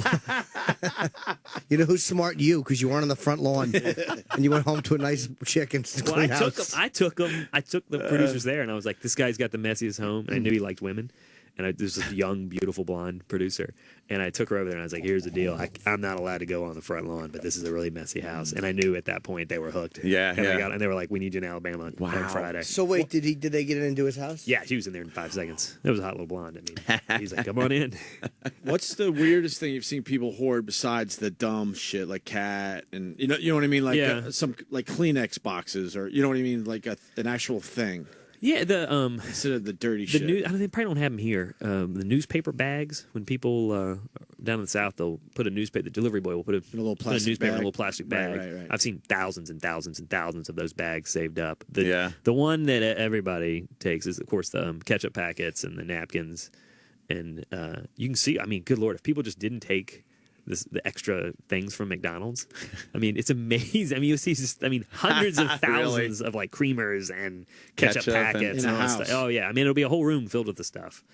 The toilet paper rolls. Right, that's a big one. For what? For crafts. Crafting is that's my when I lose it. Crafting. Crafting is the excuse. Yeah. Huh? We had a lady that she had an entire house full of yarn. She was 85 years old. And I was trying to, stupid me to always still try to reason with them. And we did the math, and I put it out on a spreadsheet. And I was like, okay, you're 85. How many reams of yarn is it to do one blanket? And she's like, 15. And I was like, she had like 5,000 or 6,000 reams of this yarn. And I was like, okay. And we did the math, and I was like, so if you do one a month, and she's like, it takes about a month. It's like, so one a month, you have to be 185 years old to use all the yarn that you existing have. I was like, can we give some away? And she's like, no. You should have fucking just pushed her in the yarn room and set it on fire. Yeah, that house. That would go off fast. We finally, with that family, we just had to say, you got to just let your mom die. Like, she's not going to change. That's just stop. You got to let go of it emotionally and just let Was her she die. a bitch? No, she was actually a sweetheart, man. The old ladies, they're nice. They're just the dudes are the assholes. Like, I basically can't think of one guy that I successfully helped. Really? Yeah. Wow, that's hilarious. I mean, stubborn. Man, I'm trying to think because they're stubborn and they have ego, and that I can't beat that. And a girl's willing to.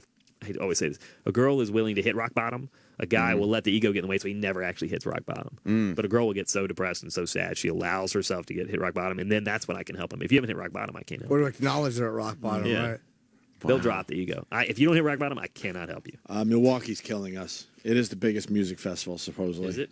Everyone from Milwaukee saying it is. Assholes. Of course they are. Summerfest is the biggest. They've been music selling festival that live for years in the country. Both of those guys from Milwaukee said it was the There's biggest. a few. All right. Wow. I think we should start our weekends. Fuck Hell it. yeah. Fuck this I'm shit. ready. And 5decisionsaway.com is the podcast that Matt Paxton does every week. I'm going to start downloading it. I can dig it, man. I'm a podcasting fan. Number now. 5, decisionsaway.com. Check it Yes. out. Great stories, man. Hey, thank you, guys. What a life. I'm a lucky dude, man. I love it. And you're what on Twitter again? At Clutter Cleaner. Yeah. Okay. I wasn't sure you used your real name as well. No, hell no. Hell fucking no. Clutter Cleaner on At Twitter. Clutter Yes. Cleaner. Okay. Yeah. I actually I didn't even realize I follow took it you. home, but I got one of the shirts. Yeah, man. I So, gave you guys your Clutter Yeah, Cleaner yeah. shirts. So I it's my wear it around the house shirt. When Hoarders is on, I put it on. That's awesome. I love it. I tweeted a picture of myself like, all right, I'm ready. I love it. I'm ready. Now you're the only. That's our Clutter Cleaner road crew shirt, and that means that you had to have spent time in prison. So you're the only. You guys are the only damn. guys that haven't actually earned that shirt. Like, Oh, you gotta. shit. I don't have one. I would like one. Actually, I would like a lot of them. I'd like to start hoarding Clutter Cleaner shirts. Wouldn't that be have a lady- ironic? We were selling T-shirts on our website, and a lady tried to order 10, and I had to tell her no. I was like, I know you're gonna hoard these things. I was like, I'll only sell you one. Yeah, but take advantage of that. Fuck it. Absolutely, man. I can't. Hoarders can't just buy one. I can't. I'm actually going. I'm going to sell some stuff on HSN for these cleaning products. And our biggest thing was I was like, I have to be able to tell them to buy responsibly. Like you can't buy because some of those guys will just go crazy. Yeah, and it was on our contract. It was a really hard thing to get hammered in. Jimmy loves hoarding farts on this show. You got anything for us? I do. Do you have any type of But cleaning I like to product? share them. I wish he hoarded Dove them. Men's Care, yeah. Yeah, That'll help just it. Wipe your Just asshole wipe it with on. Shaq's, Run this fucking men Dove care Men in your Care. ass crack, yeah. Have you seen that ball deodorant that's supposed to rub on your balls? Yes. That's awesome. That's awesome. I proposed the onion scent. It was not popular at all. I mean, no pun intended. Think of the balls it took to get that Yeah. produced at a store. I mean, think of how hard it is to get your good bits To pitch put the through. idea. Yeah. It's like, Say, look. no, we're gonna have ball deodorant. It's Yeah. gonna sell really Just well. for your balls. All right. Jimmy? Yes, tonight, Uncle Vinny's, the Late Show. There might be tickets available. The other 3 are all sold. And Caroline's next Thursday, Friday, Saturday, Sunday. Saturday might be sold out. It's selling well, though. I'm happy. Yeah, okay. That's it, I guess. Yes, it have a is. good weekend. We're going to start podcasting Monday. And I think that's it, right? Yes, sir. All right. Thanks, Matt. Hey, Matt thank you Paxton. guys for having me, man. Great Have having a you. great appearance. The Opie and Anthony Show on Sirius XM.